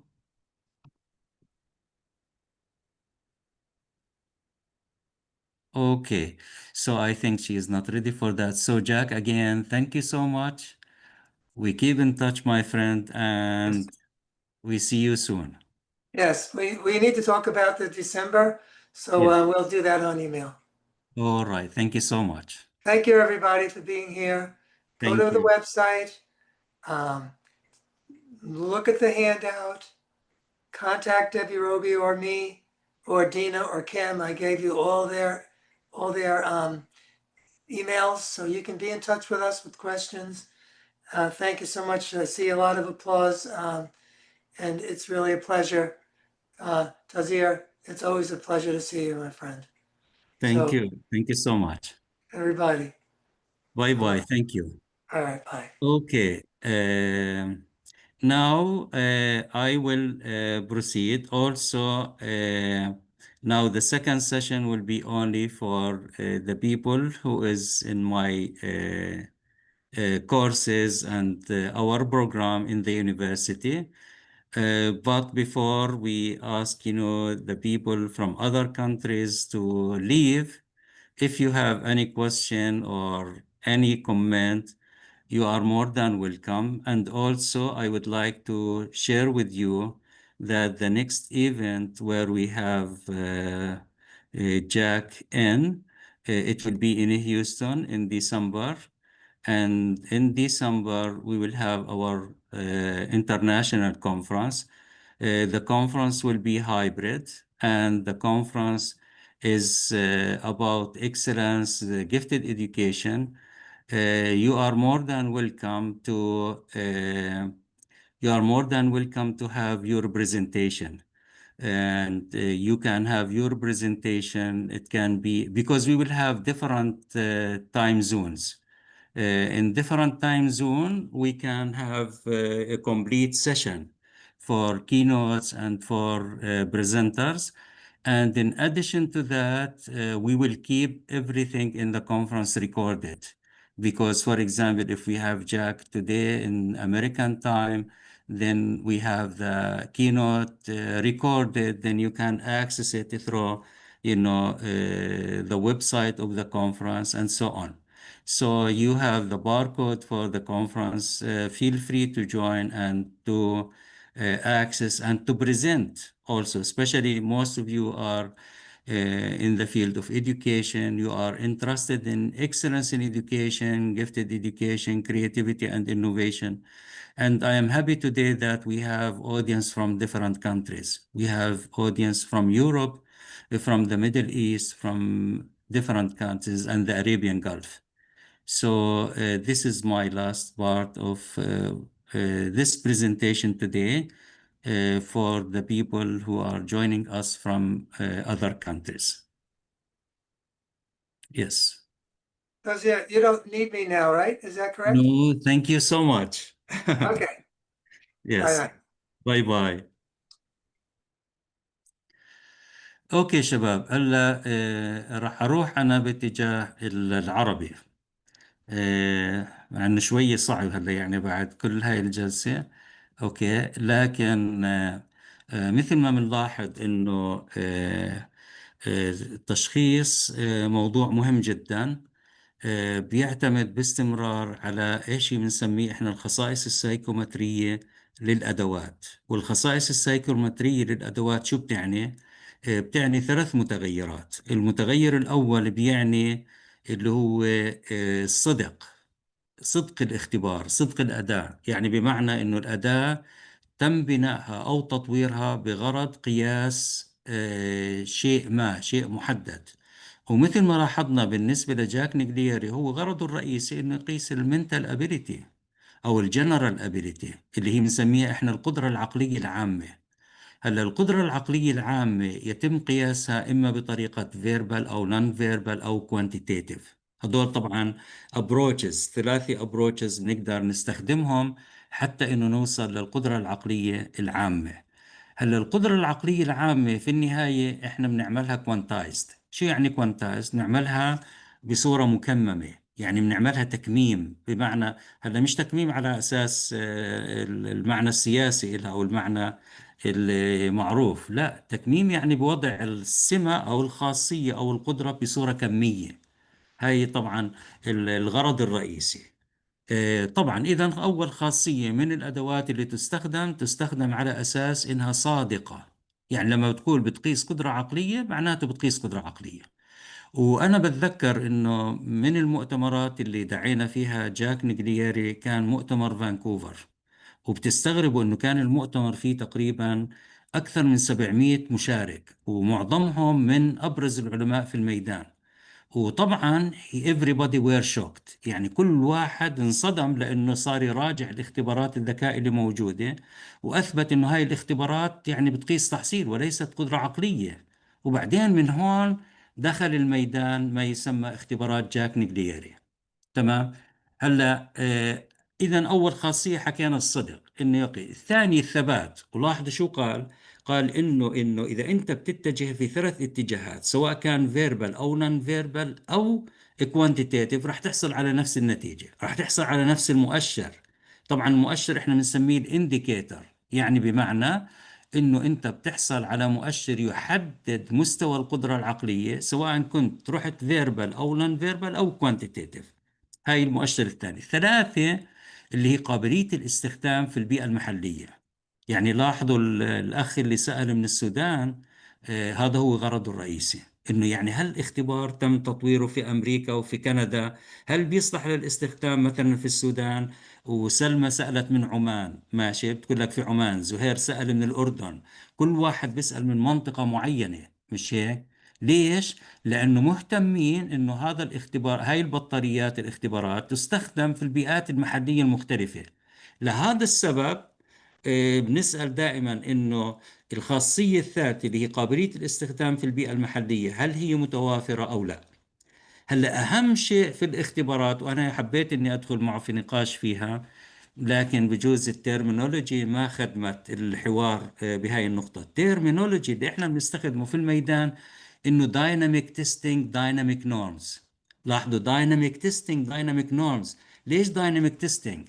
هلا هو عبر عنها بطريقة ثانية. الاختبارات اللي كانت مطبقة قبل كوفيد، قبل الكورونا، بطلت صالحة للاستخدام بعد الكورونا لأنه عف عليها الزمان. ماشي. معنى ذلك أنه أنت لما بتبني اختبار يجب أن يكون هذا الاختبار updated باستمرار. هلا مش بس updated من ناحية الايتمز اللي بنستخدمها أو الفقرات اللي بنستخدمها في الاختبار، وإنما أيضا في المعايير. شو معنى المعايير أو النورمز؟ ناخذ احنا كم او عدد كبير من الاشخاص وبنطبق عليهم هاي الاختبارات وبنبني قاعدة معلومات وبيانات. شو بصير بالحالة هاي؟ اجابات الطلاب اليوم بنرجع لقاعدة المعلومات والبيانات وبنشوف وين موقعهم بالنسبة للنورمز اللي موجودة، في اي جانب من جوانب النورمز بيكونوا موجودة. هلا اذا كان عندي ستاتيك نورمز معنى ذلك انه انت بتقيس معمور قديم. وانا بذكر واحدة من رسائل الدكتوراه اللي شفتها، يعني بتشتغل انت على اختبار قديم والنورمز تبعه قديمة. طيب ما هو الاختبار المفهوم تغير. هلا لما يتغير المفهوم او الكونسبشن تلقائيا يجب انه الادوات اللي بتقيس هذا المفهوم يجب انها ايضا تتغير. هاي اول نقطة. وبنفس الوقت شباب، هي في دار نشر هي اللي مسؤولة عن هاي الاختبارات. الرابط موجود كمان، أي واحد منكم انترستد ممكن نزوده بهذا الرابط يتواصل مع دار النشر هاي، حتى إنه تشوفوا كيف ممكن نستخدم هاي الاختبارات. هلا برجع بعيد بالنسبة طبعا أنا لاحظت إنه جذب انتباهكم موضوع الموهوبين، موضوع الموهوبين وموضوع المتفوقين عقليا وهكذا. هلا في هذا الميدان في ثلاث مصطلحات. المصطلح الأول بنسميه إحنا الجفتد، الموهبة أو الموهوبية. وهلا في عندنا في جامعة النجاح برنامج الموهبة، برنامج ماجستير، برنامج كثير ممتاز. يعني كان الأول من نوعه في العالم العربي والآن مستمر وإن شاء الله رح يتطور. ماشي. في هذا الميدان عادة بنتناول 3 مصطلحات أو 3 conceptions. المصطلح الأول هو الموهبة أو الموهوبية. والموهوبية شو بتعني؟ بتعني إنه هذا الشخص يمكن تشخيصه اعتمادا على معايير متعددة. عنده قدرات عقلية عالية ودرجة تحصيل أكاديمي مرتفع، وبنفس الوقت عنده درجة من الإبداع ومجموعة من الخصائص والسمات السلوكية التي تميزه عن العاديين. هلا هدول ال4 مكونات لما يكونوا موجودين بنقول هذا الشخص موهوب. هلا معتز هو بيتحدث بقول له في إبداع يعني، أو المبدع هو نفس الموهوب؟ لا، الموهوب شيء والمبدع شيء آخر، بس كل مبدع يعتبر موهوب. كل مبدع يعتبر موهوب لأنه بالضرورة عنده قدرات عقلية عالية حتى إنه يتحقق عنده الإبداع. ماشي، لكن مش كل موهوب ممكن يكون مبدع.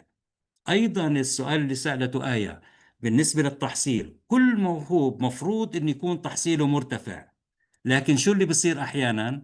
اللي بصير أحيانا إنه في موهوبين وتحصيلهم متدني، والسبب التحصيل المتدني إنه بيكون عندهم معلمين ومعلمات غير قادرين على التعامل معهم كما يجب، وبتعاملوا معهم بطريقة لا تليق أو لا تناسب الطلب الموهوبين، وخاصة من زاوية أنه سرعة التعليم بتكون أقل من سرعة التعلم.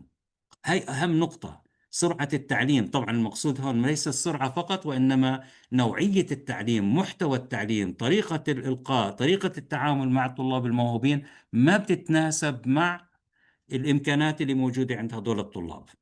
هاي طبعا، إذا هاي المصطلح الثاني هو مصطلح المبدع.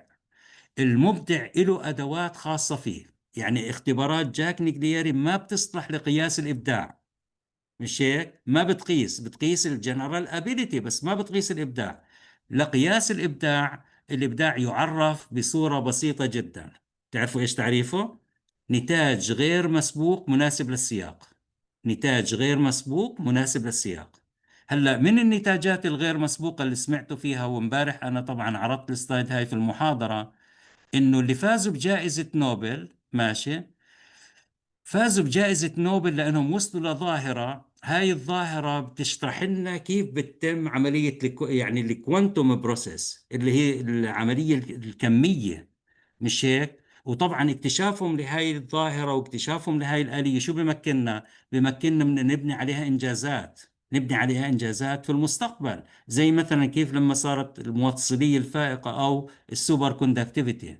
طبعا السوبر كوندكتيفيتي لما صارت، اللي جابوا أو اللي درسوا الظاهرة ووصلوا لهذا المنتج كان منتج غير مسبوق بالنسبة لهم، أخذوا جائزة نوبل لأنهم مبدعين. إذا المبدع، لكن لما نقول مبدع مناسب، إبداع أو إنجاز غير مسبوق مناسب للسياق، شو بيعني؟ إنه بتتوقع مبدعين في الرياضيات وبالفيزياء وبالكيمياء وبالموسيقى وبالفنون وباللغات، مش هيك؟ تتوقعهم هاي، بس ما بتتوقعهم بالرياضة. سوري لهذا التعبير، لأن بديش أدخل معكم بجدال في هذا الموضوع. الإبداع في الرياضة إشي آخر، بنسميه التفوق. في الرياضة بنسميه تالنت، تفوق. ليش؟ لأنه الرياضي هو شخص عنده فيزيكال فتنس، اللي عنده لياقة جسدية، واللياقة الجسدية بفعل التدريب استطاع أنه يحقق إنجاز غير مسبوق. أوكي؟ هذا طبعا المقصود.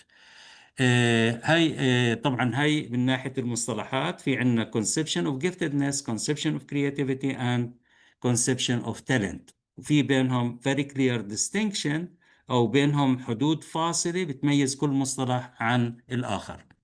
بالنسبة للموهوبين وبالنسبة للمبدعين أو الطلاب، شباب، المقدمة دائما لأي برامج تربوية رفيعة المستوى أو quality education هو التشخيص. لهذا السبب إحنا محاضرتنا اليوم كانت بتركز على التشخيص، لأنه ما بصير تدخل على الطلاب زي ما أنا الآن موجود مع هاي المجموعة، ما بعرف عنهم ولا خبراتهم ولا شو إمكاناتهم ولا قدراتهم ولا اهتماماتهم ولا أي شيء. طبعا مثل ما نحن ندخل على الصف العادي وما بيكون عندنا فكرة عن قدرات طلابنا أو طالباتنا وكيف نتعامل معهم. إذا التشخيص هو ضرورة، بس بدنا أي نوع من التشخيص؟ بدنا تشخيص متعدد المعايير، مسح سريع، تشخيص دقيق متعدد المعايير. بعد ما توصل للتشخيص بدنا نعمل على تلبية نوعين من الاحتياجات، two types of needs. أي learner، أي طالب أو طالبة عنده نوعين من الاحتياجات. النوع الأول من الاحتياجات شو بنسميه؟ بنسميه cognitive and pedagogical needs. النوع الأول cognitive and pedagogical needs. هلا أنا ما بتوقع من جاك يحكي عن هذا الموضوع. ليش؟ لأنه هو من زاوية التشخيص، إحنا من زاوية تربوية. إذا بنقول إنه الشخص بعد تشخيصه بحاجة لمحتوى، هذا المحتوى يغطي الاحتياجات المعرفية والتربوية. مع التربوي طبعا مقصود فيها طرق التدريس، طرق القياس التقويم، كل هاي المسائل حتى يستطيع انه يوصل للمستوى المطلوب. هاي اول نوع. اذا اول نوع من احتياجات المتعلمين احتياجات معرفية تربوية. النوع الثاني هو الاحتياجات النفسية الاجتماعية. النفسية الاجتماعية، وهون مثل ما بتلاحظوا في واحد من الإخوان أو الأخوات سألوا طيب وليش إحنا، أو زهير سأل ليش إحنا ما نتعامل بالقضايا اللي هي الإيموشنال. أكيد بدنا الإيموشنال نقيسها مسبقا. ليش؟ لأنه بعد هيك بنقدر نقدم برامج متعلقة بالسوشيال إيموشنال ليرنينج. السوشيال إيموشنال ليرنينج طبعا الغرض التربية هو تنشئة اجتماعية. تنشئة اجتماعية بتأخذ في الحسبان نوعين من الاحتياجات. إذا قبل ما نتعاون أو قبل ما نتعامل مع البرامج والخدمات لازم نشخص. هذا كان أيضا الغرض الرئيسي. بالإضافة لهذا الكلام، محاضرة اليوم حتى تعطيكم فكرة وين التطور وصل. التطور وصل مش عند حد تورنس، ولا عند حد ستانفورد بني، ولا عند ويكسلر، ولا كوغات، ولا غيره من الاختبارات. هاي كلها تجاوزها الزمن. بس ما بقدر أقنع أنا طلابي أو طالباتي إنه فعلا تجاوزها الزمن، وبجوز بفكروا في الغرف المغلقة بقدر أحكي زي ما بدي. بس أنا لا، طلبت إنه يطلع هذا الموضوع للعلن بحيث إنه يناقش بهاي الطريقة. لأنه عند مناقشته بهاي الطريقة شو بصير؟ يصير عندك فكرة من خلال الباحثين اللي هم يعتبروا على درجة عالية من الخبرة والكفاءة في الميدان، إنه إحنا في هناك أدوات أخرى. هلا شو اللي بيميز الغرب أو بيميز أمريكا؟ إنه ما بيكتفي بالمعلومات والبيانات الموجودة عنده ولا المعرفة اللي تشكلت عنده. وين ما في تطور بيكون دائما يتابع هذا التطور. وين في أداة تم تطويرها من جديد بيحاول إنه يوصل إلها. ليش؟ حتى ما تكون المعلومات اللي موجودة عفى عليها الزمان. إذا كانت محاضرة اليوم نوع من الأبديتنج، بحيث إنه لما بنتحدث عن اختبارات الذكاء ما نذكر اختبارات مثل ريفن. للأسف في ناس لحد اليوم بيحكوا عن اختبارات ريفن، وفي ناس بيحكوا عن ستانفورد بني وويكسلر. طب ما خلص تجاوزها الزمن. ولهذا السبب شباب أنا بنصحكم إنه تدرسوا نظرية جاك نيغلييري. نظريته اسمها باس PASS. وهاي النظرية PASS هاي النظرية مهمة جدا لأنها بتعكس مفهوم الذكاء. مفهوم الذكاء، ماشي، مفهوم الذكاء كمنتج، مفهوم الذكاء كنتيجة من نتاجات العملية العقلية. أوكي. هاي باختصار المحاضرة. ومثل ما بتلاحظوا إنه إحنا تربويا مفروض إنه نرتقي بمستوى البرامج لبرامج نوعية، من خلال إنه يكون في عنا نظرة لنوع الاختبارات والأدوات اللي بنستخدمها بالتشخيص، وخبرة ونظرة لنوع البرامج اللي بنقدمها. للأسف البرامج مثل ما بتلاحظوا بيتم تصميمها في مديريات المناهج المختلفة في العالم العربي، ومديريات المناهج عندها تعليمات إنه ما هو نوع المنهاج الواجب تطبيقه. ماشي. ونوع المنهاج الواجب تطبيقه طبعا بيعكس قوى المجتمع، لكن للأسف في هناك قوى متغولة أو متسلطة، وهي اللي عادة بتتحكم بطبيعة المنهج الموجود. ولهذا السبب هذا المنهج اللي موجود يعبر عن قوى المجتمع أو يعبر عن السلطة اللي بتتحكم في قوى المجتمع. هلا المنهج مفروض انه مرن، ومفروض انه بيعبر عن توجهات المجتمع وبيعبر عن احتياجات المستقبل وكيف ممكن نتعامل مع احتياجات المستقبل. لكن للأسف في كثير من الدول العربية المنهج لا يعبر عن هذا التوجه. هلا في ظل هذا الوضع شو بيطلب منا؟ مطلوب منا انه نشتغل كمعلمين ومعلمات وتربويين على موضوع الإثراء اللي هو الانريتشمنت. والإثراء شو بيعني؟ الارتقاء بمستوى المادة التعليمية بما يخدم مهارات التفكير. بما يخدم مهارات التفكير. ولما بيخدم مهارات التفكير بيعني إنه الطالب قادر على استخدام العمليات العقلية في إنتاج فكرة وحل وتفسير ومنظور آخر وليس حفظ وتلقين. أوكي. وهلا في العالم العربي، هلا بسمع الأسئلة. في العالم العربي للأسف هي عبارة عن تلقين وعبارة عن تحفيظ وعبارة عن إعاقة. أنا بسميها إعاقة وسط، إنه ادمج كل الطلاب تحت مسمى الانكلوسيف أو التعليم المدمج لكل الطلاب مع بعض، وبتعمل على إعاقة المجموعة وبتنتج القطيع. هاي إنتاج القطيع، لأنه إنتاج القطيع بيتم بهاي الطريقة. إنتاج القطيع اللي عادة بيكون ماشي على تعليمات، على خطوط، وعلى خط أحمر من هون وخط أحمر من هناك وهكذا. هلأ المخرج أولا إنه المنهج يشتغل على مبدأ منهج الهوية، لأنه الهوية ضرورة جدا. منهج الهوية identity curriculum، وهي دائما بحكي فيها. واثنين، إنه يكون له هدف وتوجه نحو مشكلات المستقبل. مشكلات المستقبل راح يكون في محاضرة قادمة راح أدعي إلها واحد من أصدقائي من جامعة وينيبيغ في كندا اسمه كين رايمر. هلا كين رايمر اشتغل على مشروع مع جامعة كامبريدج بسميه ديزاين اور تومورو. هلا ديزاين اور تومورو شو بتعني؟ تعني برامج نوعية غرضها الرئيسي نطلع عن حدود المنهج الموجود ونقدم أنشطة إثرائية تمكن الطلاب من امتلاك مهارات التفكير في إطار بنسميها أطر التفكير. اللي فازوا بجائزة نوبل شباب ما قدروا يفوزوا بجائزة نوبل إلا إنهم تخطوا النظم التقليدية وصار عندهم تفكير ناقد. جاك نيغليري ما وصل لهذا الإنجاز إلا لأنه مارس التفكير الناقد على المناهج والكتب والممارسات والأدوات اللي موجودة في الميدان. إذا critical thinking هو المدخل للإبداع. وطبعا هاي بدنا نشتغل فيها مع طلابنا، بدنا نشتغل على الكريتيكال ثينكينج، نشتغل على الكرياتيف ثينكينج، التفكير المبدع، التفكير الناقد، الحل المبدع للمشكلات، future problem solving. future problem solving. طبعا جاك أشار للكورونا، ماشي.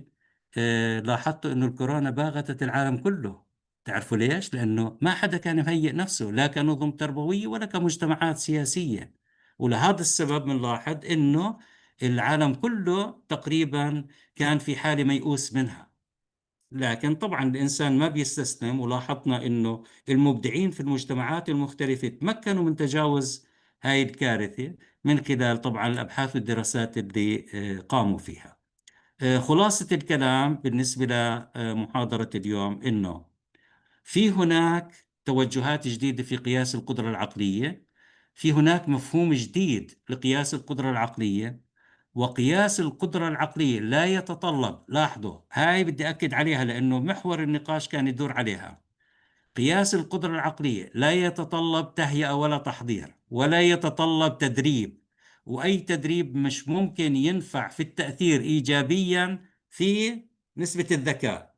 مش ممكن، لأنه إذا أنت بتقيس القدرة معنى ذلك أنه التحصيل ما له علاقة هون، التحصيل ما له علاقة. أما إذا أنت بتدرب وبتهيئ وبتعمل تدريب وتهيئة وارتفعت النتيجة معناتها بتقيس تحصيل. تماما زي إحنا لما نبدأ في المحاضرة اليوم وما عندك هذا المحتوى، طيب تتدرب عليه وبكرة بتعمل، بعدين بتصير أنت فعلا أصبح عندك وعي ودراية وفهم للموضوع كما عرضنا اليوم. لكن لما بتقيس قدرة عقلية بالتأكيد ما بيكون لها علاقة في التدريب ولا تتأثر بفعل التدريب. هل نسبة الذكاء بتتغير بتغير البيئات؟ الجواب لا. هل نسبة الذكاء ممكن تزيد؟ الجواب لا. هل ممكن نسبة الذكاء تتأثر بسبب إنه الأب أو الأم أمي أو أمية وما بيستطيع إنه يقرأ ولا يكتب، أو في بيئة غنية ثقافيا أو فقيرة ثقافيا؟ برضو الجواب لا. وهي كمان يعني نعمة، مش هيك؟ طبعا نسبة الذكاء من حيث توزيعها الطبيعي تتوزع بحسب منحنى التوزيع في كل المجتمعات وفي كل البيئات.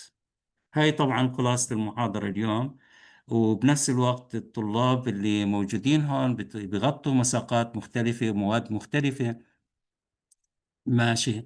الناس اللي بدرسوا موضوع المناهج بدهم يدرسوا ما أهمية قياس القدرات العقلية، ما أهمية قياس القدرات العقلية في تطوير المناهج، في تطوير المواد التعليمية، كيف ممكن نستفيد من عملية القياس في تطوير هذا الجانب. أيضا من الأخوات والإخوان الموجودين هون سواء كانوا من طلاب أو من خارج السياق الطلاب الدكتوراه، ماشي، برضو مطلوب منهم إنهم يفكروا كيف ممكن نستفيد من هذا النوع من القياس والتقويم والتوجهات الحديثة في القياس والتقويم بتدريب أو في تمكين المعلمين والمعلمات من الاطلاع على هذا المحتوى المعرفي. وبتتذكروا جاك شو حكى؟ صار يقول إنه الاختبارات اليوم بطلت بحاجة لسايكولوجيست متخصص في علم النفس، أصبح الآن بإمكانك تدرب المعلمين والمعلمات على كيفية تطبيق هاي الاختبارات أو تطبيق هاي الأدوات والحصول على بروفايل الطالب. الحصول على بروفايل الطالب، إذا في التدريب أيضا بدكم تفكروا من الآن فصاعدا كيف ممكن نرتقي بمستوى التدريب من حيث المحتوى والأسلوب ونقحم عليه موضوعات في غاية الأهمية. موضوع إدارة الوقت انتهى، وموضوع موضوعات كثير انتهى، بطل لها وجود. بدنا نفكر شو طبيعة الموضوعات الجديدة اللي ممكن تدخل الميدان. هاي من ناحية التدريب. من ناحية الإشراف، من ناحية الإشراف التربوي ومن ناحية التربويين بشكل عام، من واجبهم تنبيه المسؤولين، واجبهم تنبيه المسؤولين إنه الدمج خطر جدا. الدمج له آثار سلبية كبيرة جدا على طرفين. الدمج كويس وممتاز لمنطقة الوسط، سيء جدا للمنطقة اللي تحت الوسط، وسيء جدا للمنطقة اللي فوق الوسط.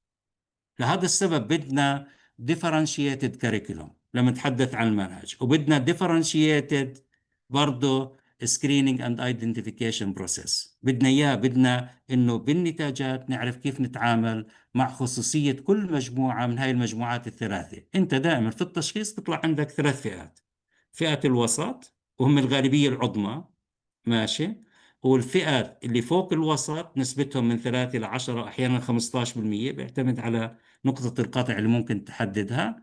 وفي عندنا من 3 إلى 10 إلى 15% تحت منطقة الوسط. هدول لهم برامجهم الخاصة، هدول لهم اعتبارات خاصة بالموهوبين والمبدعين وهكذا. الآن بفتح المجال للأسئلة والحوار، وأرجو أنها تكون محاضرة اليوم يعني نافعة بدرجة ما، بحيث أنه نعرف شو اللي بيصير بالعالم. أوكي، روضة تفضلي. أول شيء شكرا على الفرصة اللي أعطيتنا إياها أن نشارك بمحاضرة من هذه النوعية ونتواجد مع ناس برضو من هذه النوعية، من جد شكرا. اثنين، بفكر طول الوقت قاعد هل معلم اللي هو غير موهوب، غير معرف كموهوب، بيقدر يدرس طالب موهوب؟ هل ممكن هذا يأثر يعني؟ السؤال لا. الطالب الموهوب بحاجة إلى معلم موهوب. الطالب بالضبط. الموهوب بحاجة إلى معلم متعلم باستمرار. لاحظي، الطالب الموهوب بحاجة إلى معلم موهوب. الطالب الموهوب بالضبط. بحاجة إلى معلم متعلم باستمرار، إنه up to date.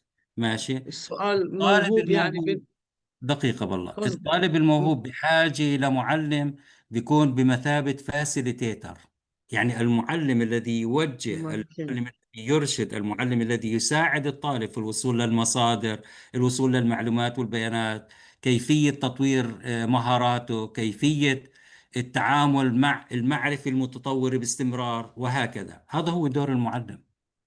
بس بما انه اغلب المعلمين مش موجودين بهاي الفئة، معناته هل نعمل يؤيد فكرة عزل الطلاب، يعني مش عزل، يعني انه الطلاب الموهوبين يتعلموا في اماكن خاصة مع معلمين خاصين في عشان عندنا مساعدة توجهين. الابداع؟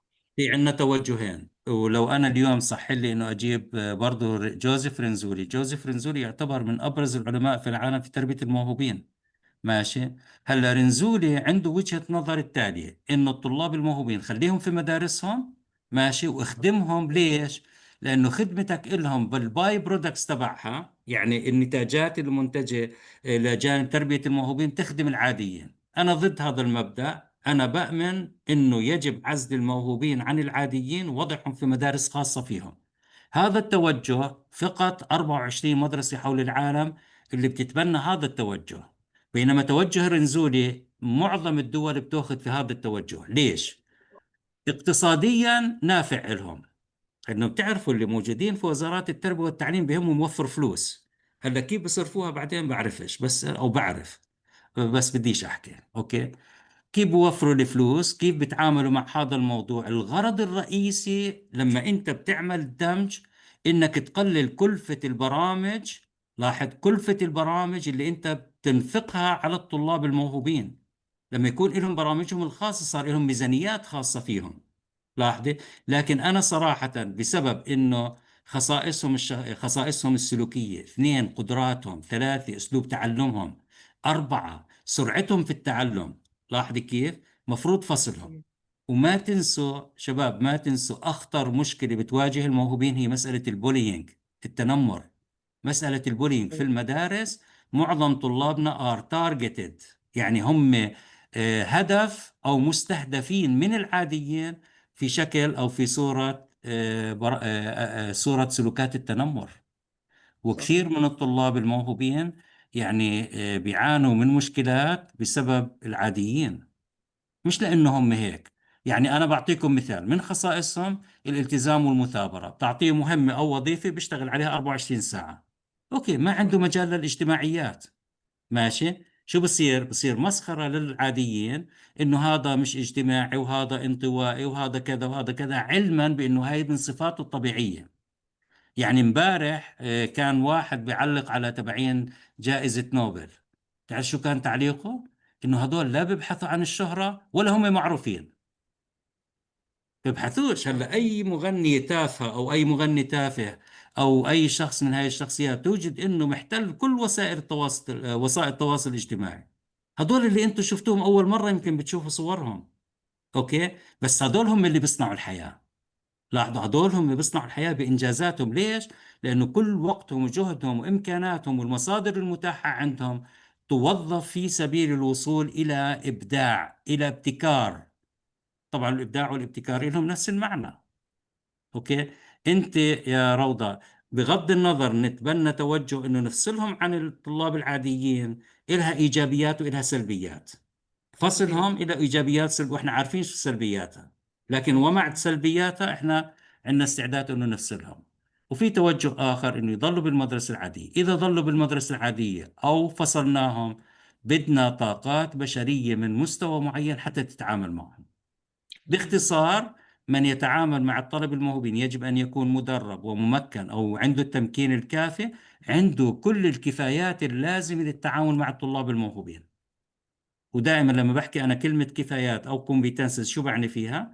بعني فيها المعرفة المرتبطة بالميدان، واثنين عندهم المهارات السكيلز الأساسية، وأيضا عندهم الخبرة، بالإضافة للاتجاهات الإيجابية. يعني الناس اللي حضروا اليوم في المحاضرة هدول ناس عندهم الرغبة في التعلم، عندهم اتجاهات إيجابية، بيبحثوا عن معرفة عالمية، مش هيك؟ بدهم يعملوا up to date، يعني إنك تكون up to date. وملاحظتي على الشباب والصبايا اللي كانوا حاضرين اليوم: ما تخجلوا، ما تخجلوا. شباب إحنا لو أنا بحكي كنت عندي اجتماع مع الأصبان بيعرفوش يحكوا إنجليزي، بس ما كانوا يخجلوا. ماشي. واحنا لما دخلنا شغلة الترجمة للزوم واخذناها كخدمة، لانه بدنا انه تتدربوا تدريجيا. اليوم وصلت لهذا المستوى، بكرة بتكون احسن، بعده بتصير احسن. ما تخجل من طرح السؤال، حاول انك تفكر بالسؤال مرة ومرتين وثلاثة. بتتدرب، بتتعلم، بكرة بتصير احسن. اوكي. ما تخجل انك تطرح السؤال، تعبر عن رأيك، وجهة نظرك، وبنتعلم تدريجيا. اوكي. بدون ما تقارن حالك بأي واحد. فيش، انت قارن نفسك مع نفسك، بحيث انه انت اليوم في مستوى معين وبتحرص انك تكون مستقبلا في مستوى افضل. هل تقدر؟ الجواب نعم. وانا تعمدت انه اجيب لكم ناس من برا، انا تعمدت من برا المنطقة كلها. هلا اصدقائي مثلا في تركيا بيعملوا هذا الاسلوب. ولاحظته دخلوا اليوم، ولأنه في عندهم أستاذ على درجة عالية من الخبرة اسمه أورساك أو أوغورساك. يعني هو من أصدقائي اللي يعني فعلا دخلوا واستمعوا. تعرفوا ليش؟ لأنه جاك نجليري أستاذهم. جاك نجليري أستاذ، وجاك نجليري أستاذكم. يعني الدكتور عبد الحافظ الشايب اللي هو الآن بروفيسور وموجود معنا في البرنامج، مش هيك؟ اللي درسه جاك نجليري.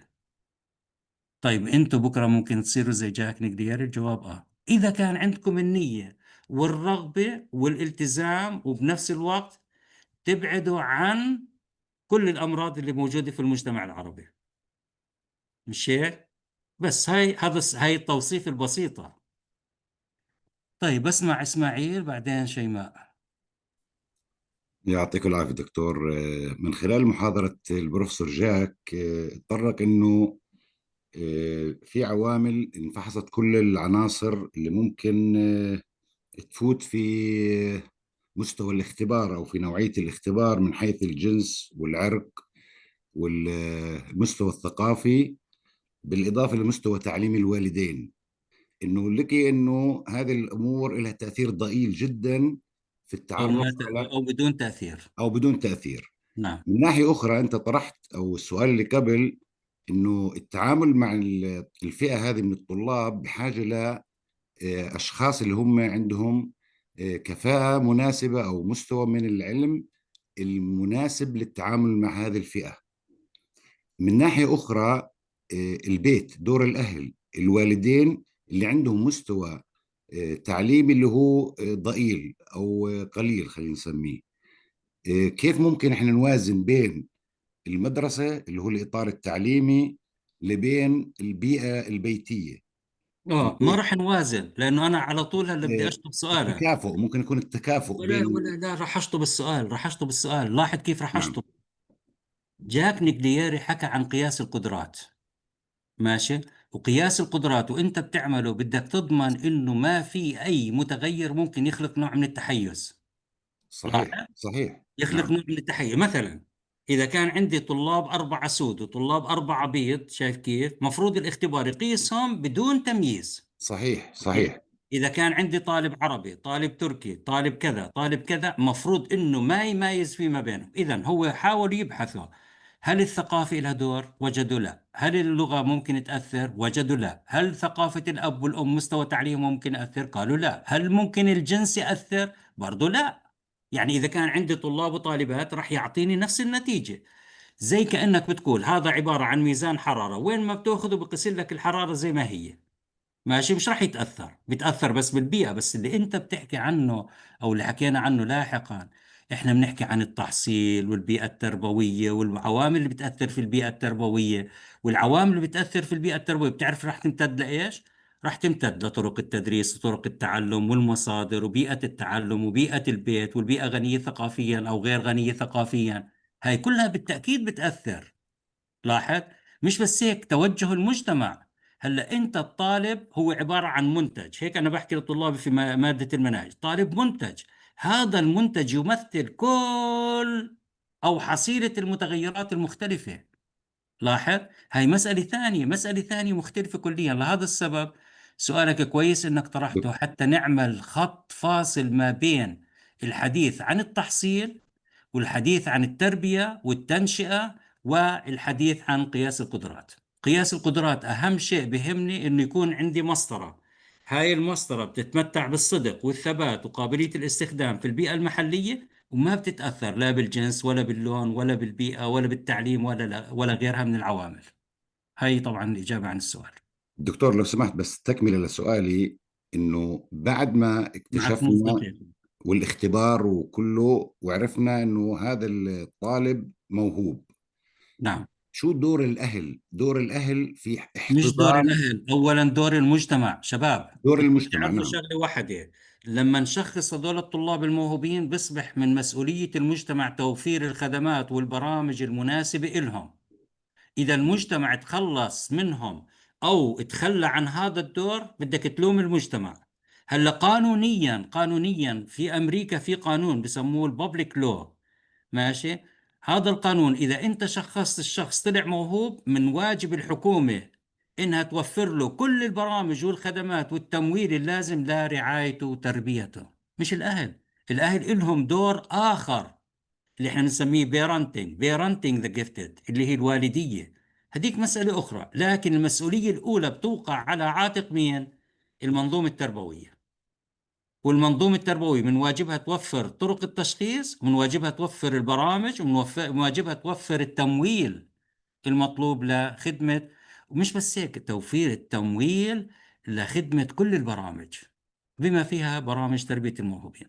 وأي دولة إحنا بنحكم عليها من خلال مستوى الإنفاق على التعليم، وخط الإنفاق على التعليم، مستوى الإنفاق العالمي الآن لخط الإنفاق على التعليم ألمانيا وأوروبا.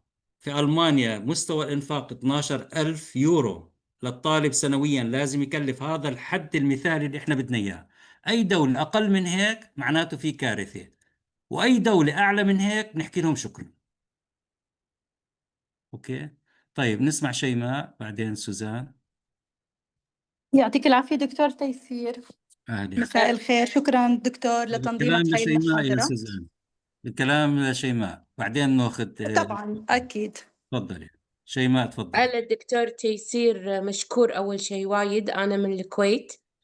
أهلا وسهلا. المحاضرة كانت جدا جدا أكثر من رائعة.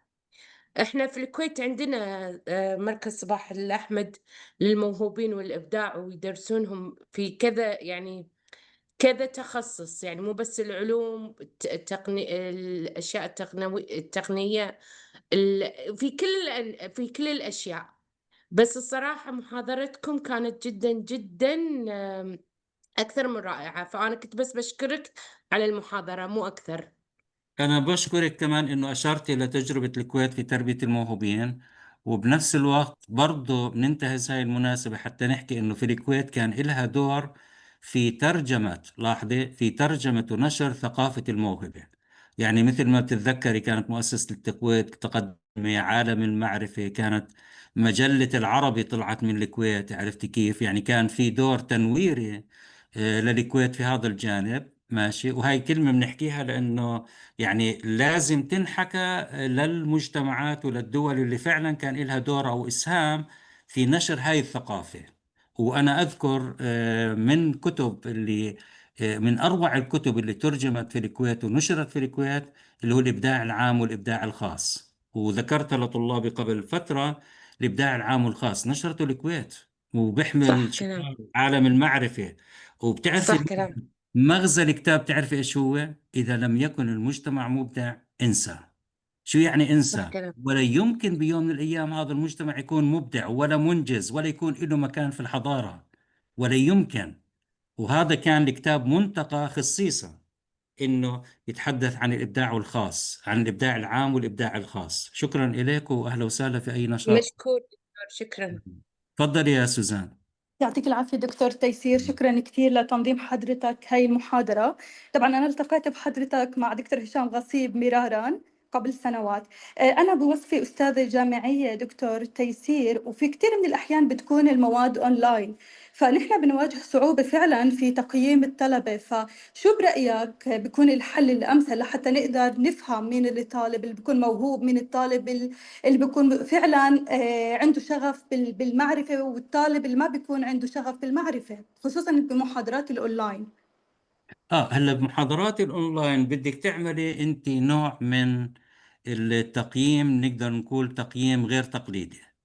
من خلال، مهم. هلا انا بعرف انه انت بالفلسفه مثلا، وبنفس الوقت مهتمه انه تكون المعرفه انترديسيبلينري، يعني مهم. طلابك انه فعلا يكونوا قادرين على الاطلاع على مصادر مختلفه، ياخذوا البعد الفلسفي بعين الاعتبار، بنفس نعم. الوقت اجاباتهم تكون اجابات غير تقليديه.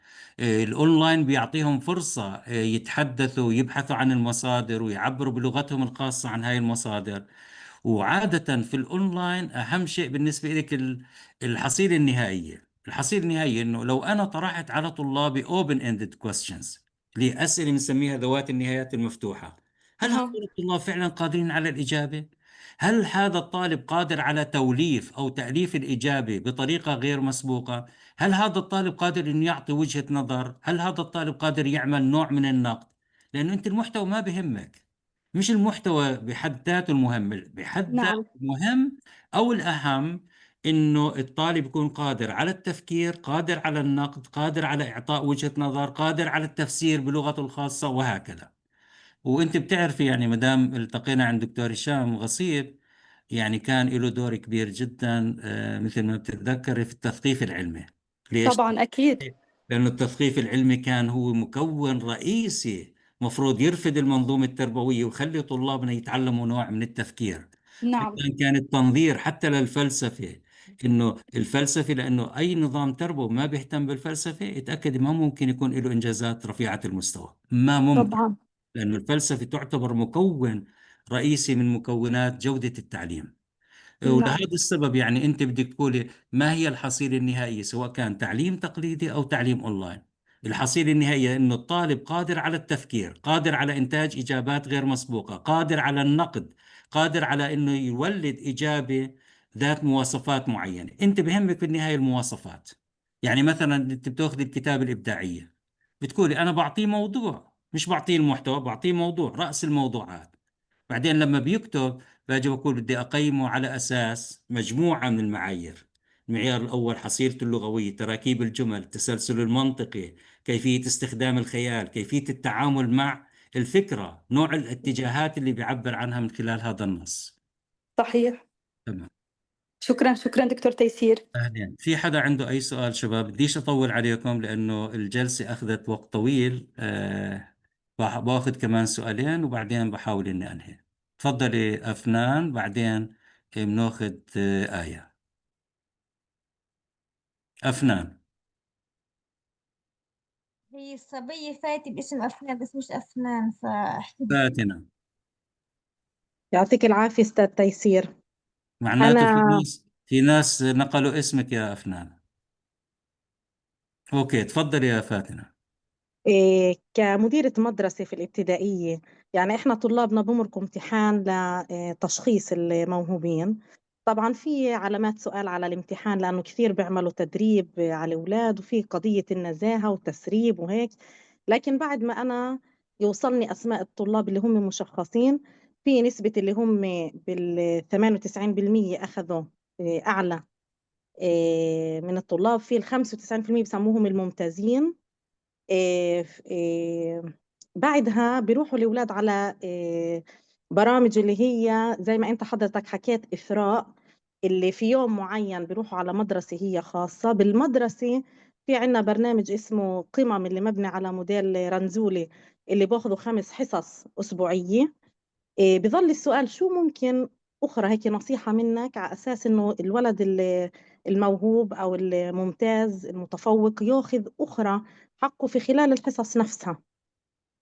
تمام. يعني أولا في خلل واضح. لاحظي في خلل واضح بالتشخيص، والتشخيص آه اللي بيتم بحسب الطريقة اللي أنت حكيتي عنها واللي أنا بعرفها هو اختبار تحصيل وليس وتأكدي. لاحظي لو صحيح. الناس اللي كانوا مسؤولين عن التشخيص كانوا موجودين بالقاعة، بس طبعا طلعوا. الناس اللي مسؤولين عن هذا التشخيص الآن لازم يعرفوا على لسان جاك نيجلير، لأنه جاك نيجلير يعتبر أثوريتي في الميدان. ليش أثوريتي في صحيح. الميدان؟ يعني كلمته خلص. لو تيسير صبحي حكى بيجي بقول لك خلص تيسير صبحي حكى، بجوز كلامه مش مزبوط ماشي، بس اللي حكى الكلام جاك نيجليري. مرجعية. اوكي، يعتبر المرجعية الأولى، وبنقدر نحكي المرجعية الرصينة لهذا الموضوع. ليش؟ لأنه وجهة نظر بنت على بحوث ودراسات، بحوث دراسات معمقة ماشي. صحيح. وبعدين كلامه صحيح، لأنه حتى من أبجديات السيكولوجيا إنه إذا شيء أنت بتتدرب عليه ويقاس فيما بعد وبيتحسن بنتيجة التدريب معناته تحصيل. لاحظوا كيف إحنا بنناقشها بهذا المفهوم أو على هذا المبدأ، إنه مش قدرات. أي شيء يقاس ويتأثر بتدريب، بفعل التدريب أو بفعل الخبرة السابقة أو معنى هذا تحصيل. هاي أول صح. نقطة. اثنين، نيجي من حيث المفهوم. شو مفهوم القدرة في مقابل التحصيل؟ مفهوم مختلف كليا. لهذا السبب هلا بعد هيك بنقول نتاجات التشخيص. انت قلت بسموهم كذا وبسموهم كذا، وهاي المفروض انه نسميهم بأربع تسميات: إما أقل من المتوسط ذوي احتياجات خاصة، أو متوسط عاديين، أو عند حد 90 بنقول طلاب متفوقين أكاديميا. طلاب متفوقين أكاديميا تحصيلهم الأكاديمي وصل لدرجة الإتقان اللي هي 90. هلا بعد حد 90 بنقول هذا الطالب موهوب ومبدع. لاحظ، احنا عندنا من 98%. مش 98%، بنقدر نقول يعني فوق ال الأحوذون بعرف 90، بس بالعربي. ممكن يكون عندي مبالغة إني آخذ بس أعلى 3%. طبعا بيعتمد على مدى توافر البرامج والإمكانات المادية المتاحة. أوكي. هاي موضوع طويل، لكن بقول تشخيص لازم يكون على أسس. اثنين، في محاذير. ثلاثة، لازم نميز بين التحصيل وبين القدرة العقلية. أيضا المسميات الآن واضحة. يعني لو بدنا ندخل مع جاك أو مع غيره أو حتى مع رنزولي، تمام، في مسميات. في عند اللي أقل من المتوسط إيش اسمهم، واللي عند الليبلينج موضوع خطير جدا. الليبل لما أنت بتعطي ليبل، لازم الليبل يكون له مسوغات راشنال. لازم يكون له مسوغات. ليش أعطينا هذا الليبل ما أعطيناهوش لشخص آخر؟ هلا ليش أنا حكيت عن الرياضيين إنهم متفوقين جسديا، متفوقين بفعل التدريب؟ لأن لو قسنا قدراتهم العقلية بيطلعوا بالأفريج ويمكن أقل شوي. سوري، خلي الرياضيين ينقموا علي اليوم. أوكي، لكن هذا الواقع. إذا الليبلينج له مسوغاته راشنال وله أساسه. من ناحية البرامج، في موضوع زي ما حكيت، موضوع طويل عريض، بعمل له محاضرة أخرى، بجيب ناس متخصصين في الموضوع، وأنا كمان واحد من اللي بحب أسمعهم، مع أني أنا كمان هذا تخصصي، بس برضو بسمعهم، بجيب ناس يحكوا عن هذا الموضوع. نوعية البرامج اللي واجب توفيرها. هلا دائما في البرامج بنستخدم تعبير: أولا ديزاين، اثنين ديفلوبمنت، ثلاثة امبلمنتيشن. ثلاث كلمات اتذكروهم. أي برنامج من برامج التربية النوعية لازم نمر في ثلاث مراحل: مرحلة الديزاين اللي هي مرحلة التصميم، واثنين مرحلة الديفلوبمنت بناء البرامج، وثلاثة مرحلة الامبلمنتيشن التطبيق على أرض الواقع. هل في هناك requirements؟ الجواب نعم. هل بنحتاج لتدريب أثناء الخدمة أو قبل الخدمة للمعلمين والمعلمات مشان يتعاملوا مع عملية الامبلمنتيشن؟ الجواب أكيد. إذا برامج سواء كانت quality education، برامج نوعية excellence in education أو gifted education، تتطلب ثلاث متطلبات رئيسية: design في مستوى معين، اثنين development بطريقة محددة، وفيما بعد ما يصير المنتج موجود والبرنامج موجود، كيف ممكن تطبيقه على أرض الواقع implementation. تمام، شكرا. باخذ آخر شيء شيماء، بعدين آية وبسكر. طيب آية. دكتور، أنا مرة سألتك إنه الذكاء وراثي، حضرتك قلت لي إنه أو امبارح إنه في قدرات بتكون وبتتطور، ما حكيت مزبوط؟ قدرات، ما حكيت قدرات، وما استخدمت سوري. تطور. ما عمري بستخدم قدرات ولا طب تطور. كملي. يمكن أنا مش فاهمة دقيقة. طيب هلا القائمين بوضع لأنه استخدمت كلمات الاختبارات. ثانية. تعرف شو استخدمت كلمات؟ بس أنت ترجمتين قدرات تطور. أنا استخدمت إنه الإنسان يولد ولديه استعدادات. الإنسان يولد ولديه استعدادات. هاي الاستعدادات بتدخل في حالة من التفاعل مع البيئات المختلفة. هلا الإنسان بعيش في أربع أنواع من البيئات. أول بيئة البيئة البيولوجية، الفسيولوجية، هاي واحد من البيئات. بعدين في عنا البيئة الاجتماعية، بعدين في عنا البيئة الطبيعية، بعدين طبعا البيولوجية شيء مهم جدا لأنه هاي الناحية الفسيولوجية. بعدين البيئة النفسية، لاحظ السايكولوجيكال انفايرمنت. هلا هدول كلهم لما نحط الشخص في البيئة التربوية ماشي مع تفاعلهم بهاي الطريقة راح يكون في عندي شيء ما. وبدليل انه الذكاء ليس وراثي، عملوا بحوثهم ودراساتهم على التوائم المتشابهة. ثبت انه بدنا نروح باتجاه وجهة نظر فيها كومبرومايز او تنازل. شو يعني كومبرومايز او تنازل؟ انه لا الذكاء وراثي ولا بيئي، وانما هو حصيلة تفاعل العوامل الوراثية مع البيئية، طلع عندي هذا النتيجة او المنتج. إذا إحنا بنقدر نخلق طفل موهوب لا على هذا الأساس؟ لا سوري. طب لا، دكتور عفوا على السؤال. طيب نقدر نوصل. معلش. نقدر شباب اكتبوها عندكم وتذكروها. نقدر نوصل مع كل شخص إلى أقصى ما يمكن من إمكانات. إمكانات. صح. We are إمكانات. going to maximize the potential. We are going to potential. maximize the potential. نقدر نوصل لكل شخص إلى أقصى ما يمكن من إنجازاته بناء على الطاقات الكامنة الموجودة عنده. أما تقول لي إنه طيب شخص غير موهوب، شخص عادي تحوله لموهوب، لا يمكن. وخلوها طيب هذا هلا سؤال، هذا خلوه سؤال تحدي لكم شباب. ابحثوا، بعدين إن شاء الله بيوم من الأيام راح توصلوا لنتيجة وتقولوا كل الكلام اللي حكاه فلان في في هذا اليوم 8/10/2025 كان خاطئ. أرجو إني أكون خاطئ. لا لا طب دكتور، لا بس بعد اذنك سؤال مهم. معلش كيف أنا كيف بس تفضل. أوكي الذكاءات كمل المتعددة سؤال، بس كمل أنس سؤال. دكتور، بس دقيقة أنس بعد إذنك بالنسبة للذكاءات المتعددة بتآمن فيها حضرتك؟ المشكلة يعني أنت في ذكاءات بتورطي متعددة؟ أنت بتورطي حالك موضوعات، لا ماشي، دكتور بتورطي أنا حالك بدي موضوعات. أفهم ما هو بالذكاء شباب، موضوع الذكاءات المتعددة أو مالتيبل انتليجنسز، لو هوارد جاردنر بيقدر يجي على جلسة زي هيك، ماشي، أنا في بينه وبينه علاقة، ماشي، هوارد جاردنر لو بيجي على هاي الجلسة بيقدر يعترف أمامكم إنه الذكاءات المتعددة هي عبارة عن اهتمامات، هي عبارة عن اهتمامات وليست ذكاءات، بدليل إنه بقول لك إنه أنا لما وصلت لهاي اللفظة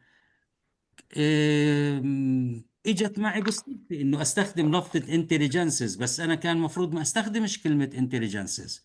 هلا بدأ ب7، بعدين وصل ل9، بعدين رجع ل8. تمام. وانا اكثر واحد كتب باللغة العربية عن مالتيبل انتليجنس، عندي نص رائع جدا، ماشي، بس انا كل ما بشوف هذا النص ببعثه للطلاب بقول لهم خذوه اقرأوه وانقدوه. ليش؟ او بزميه بسلة المهملات، لانه بطل له قيمة. موضوع الذكاءات المتعددة مش بس هيك، لا يمكن قياسها. هلا انتم شباب اي مفهوم، يعني لما جاك نيجلييري حكى عن باس ثيوري، لما حكى عن باس ثيوري اوف انتليجنس عمل بطارية لقياس الذكاء استنادا لهذا المفهوم او لهذا التنظير. بينما هوارد جاردنر عمل الذكاءات المتعددة وشرحهم بهاي الطريقة، وما في عندنا ولا أداة نقدر نقيس أي ذكاء من هاي الذكاءات إلا باستثناء واحد اسمه جون ميكر. جون ميكر تحمست كثير للموضوع وحاولت تبني أداة لقياس الذكاءات المتعددة، لكن لم تنجح في ذلك. أوكي. طيب منى، وبعدين خلي أسئلتك يا آية، لا خلي عندك أسئلة مشان يعني في أي محاضرة قادمة، ماشي، نقدر نجاوب عليهم واحد واحد. هلا أنتم مش ملومين، لأنه أنتم معرضين لثقافة ومصادر معرفة محدودة بجانب معين. تمام. هلا بدنا إنه نبدأ نطور هاي المصادر ونطلع على مصادر أكثر حداثة. تمام. نوسع الأفق إن شاء الله. طبعا هذا إشي طبيعي، هاي هيك التعلم أصلا. تفضل يا منى، آخر سؤال. العافية. شوي في لبس في موضوع الموهوبين. يعني مثلا احنا اليوم بيقولوا عن شخص مثلا يعني بيعزف آلة موسيقية أو بيطلع عن مثلا عن النوتة أو بيألف أشياء، موهوب في الموسيقى أو الغناء أو كتابة الشعر أو الرسم. أو حتى في مدارس اليوم في بسموها مدارس مثلا نقول بيعلموا مثلا فن وموسيقى وبيحكوا إبداع. في لبس في التسميات، وإحنا كتربويين ضروري جدا إنه نكون دقيقين في هاي المسميات. هلا هذا السائد العام الشائع الخاطئ. تمام. عادة احنا في المحاضرات بنعمل نوع من التمييز بين المصطلحات والمفاهيم حتى تصير اللغة المشتركة وحيدة أو وحدة. هلا بالنسبة للموسيقى والفنون وجوانب إبداعية مختلفة بنسميها إما تفوق أو إبداع. لكن الشخص اللي بيكون عنده تفوق في الرسم او تفوق في الكتاب في الكتابة شو نسميها، الكتابة بشكل عام. تمام. الكتابة الإبداعية، يعني اليوم إحنا في الكتابة عندنا بتصير إبداع. هلا إكمالات. هون إلها مستوى، إلها مستوى آه كمان. الشخص الموهوب ممكن يكون له إنجازات مختلفة، بعض إنجازاته تسمى تفوق، تحصيل رفيع المستوى، بعضها يسمى إبداع إذا كان غير مسبوق. لكن الموهوب له مكونات. يعني هلا إحنا لما بنعرف الماء إيش بنعرفه؟ بنعرفه ذرتين هيدروجين، ذرة أكسجين. تقدريش تقولي عنهم 3 ذرات أكسجين وذرة هيدروجين أو كذا، لازم يكون هذا التركيب. الموهوب له أيضا تسمية بناء على المكونات اللي موجودة في هذا المفهوم. تمام. يعني هلا هلا هل إحنا الموهوب مثلا ممكن يكون لما مبدع؟ الجواب نعم. هل لما- الموهوب ما في عندنا لبس، اللبس موجود في اللي موجود في الميدان، لكن يعني واحد إحنا لما بنقدر نحكي على شخص بيقدر يكتب شعر أو يكتب نثر، أو هل بنقول عنه مبدع ولا نقول موهوب؟ عنده موهبة وتتبلور هاي الموهبة أو بتجسد نفسها في صورة كتابة إبداعية. نعم. نعم. نعم شكرا. بس إنه ما في لبس، يعني اللبس واضح لما بيكون، أو اللبس بصير واضح لما يكون اللغة عامة أو عامية اللغة. لا ما أنا عشان الامتحان هو امتحان الموهوبين أو فهذا شوي خلق نوع من ماشي، في خلط وفي عدم فهم للمصطلحات بشكل دقيق، لكن علميا ونظريا لا، المصطلحات واضحة ودقيقة وخلص حسمت. يعني دائما يعني هذول الطلاب اللي بيستعملوا معهم هذا المقياس جاك، هم نفسهم الأشخاص اللي بيكونوا موهوبين، يعني نقول لا، احنا بنكشف عن الموهوبين باستخدام هاي الأداة. احنا بنكشف عنهم، احنا يعني ما بنستخدم الاختبار لانه عارفين انهم موهوبين. احنا بنستخدم الاختبارات الثلاثة، سواء كان فيربال او نون فيربال او كوانتيتيف، حتى نكشف من هم الطلاب الموهوبين استنادا لنتائجهم على هاي الانواع الثلاثة من الاختبار. يعني مثلا أعطيك مثال. هلا طالب مثلا إحنا بنتعلم موسيقى عمالنا، وفي طالب طلع يعني صوته وإمكاناته غير عن بقية الطلاب، فهي لازم هون أنا اشخص لازم هذا اشخص تشخيص مسبقا، هذا. لازم، لا مش هذا التشخيص، لازم اشخص مسبقا حتى اعطي الليبل. شباب، ما بصدر أحكام على أي شخص قبل ما أعمل عملية التشخيص. التشخيص ضرورة، والتشخيص هو اللي بيعطيك الليبل اللي على استنادا إله تبني البرامج فيما بعد. أوكي، وهاي خليها نقطة بنناقش فيها بالتفصيل، لأنه هذا موضوع مش بس طويل، وإنما موضوع دقيق جدا. شكرا. لكن ما بنصدر أي حكم أو بنعطي لقب، احنا نسميه اللقب أو الليبل، إلا في ضوء التشخيص. أوكي. طيب شباب، شكرا جزيلا وبتمنى لكم التوفيق، وإلى اللقاء في محاضرات قادمة. ورح نحاول إنه نغطي موضوعات فعلا بتهم المنظومات التربوية العربية بشكل عام، المنظومات التربوية بشكل عالمي. الموضوعات اللي إحنا بنحاول نوصل لموضوعات حديثة نوعا ما، نحاول نوصل للموضوعات كيف بتم التفكير فيها اليوم أو كيف بتم معالجتها. وبتمنى لكم التوفيق، ومشكورين على الصبر والتحمل، وإنه تتحملوا 3 ساعات متصلة. يعطيكم العافية وإلى يعطيكم اللقاء. العافية. يعطيك العافية مع دكتور. السلامة. شكرا يعطيك دكتور. العافية.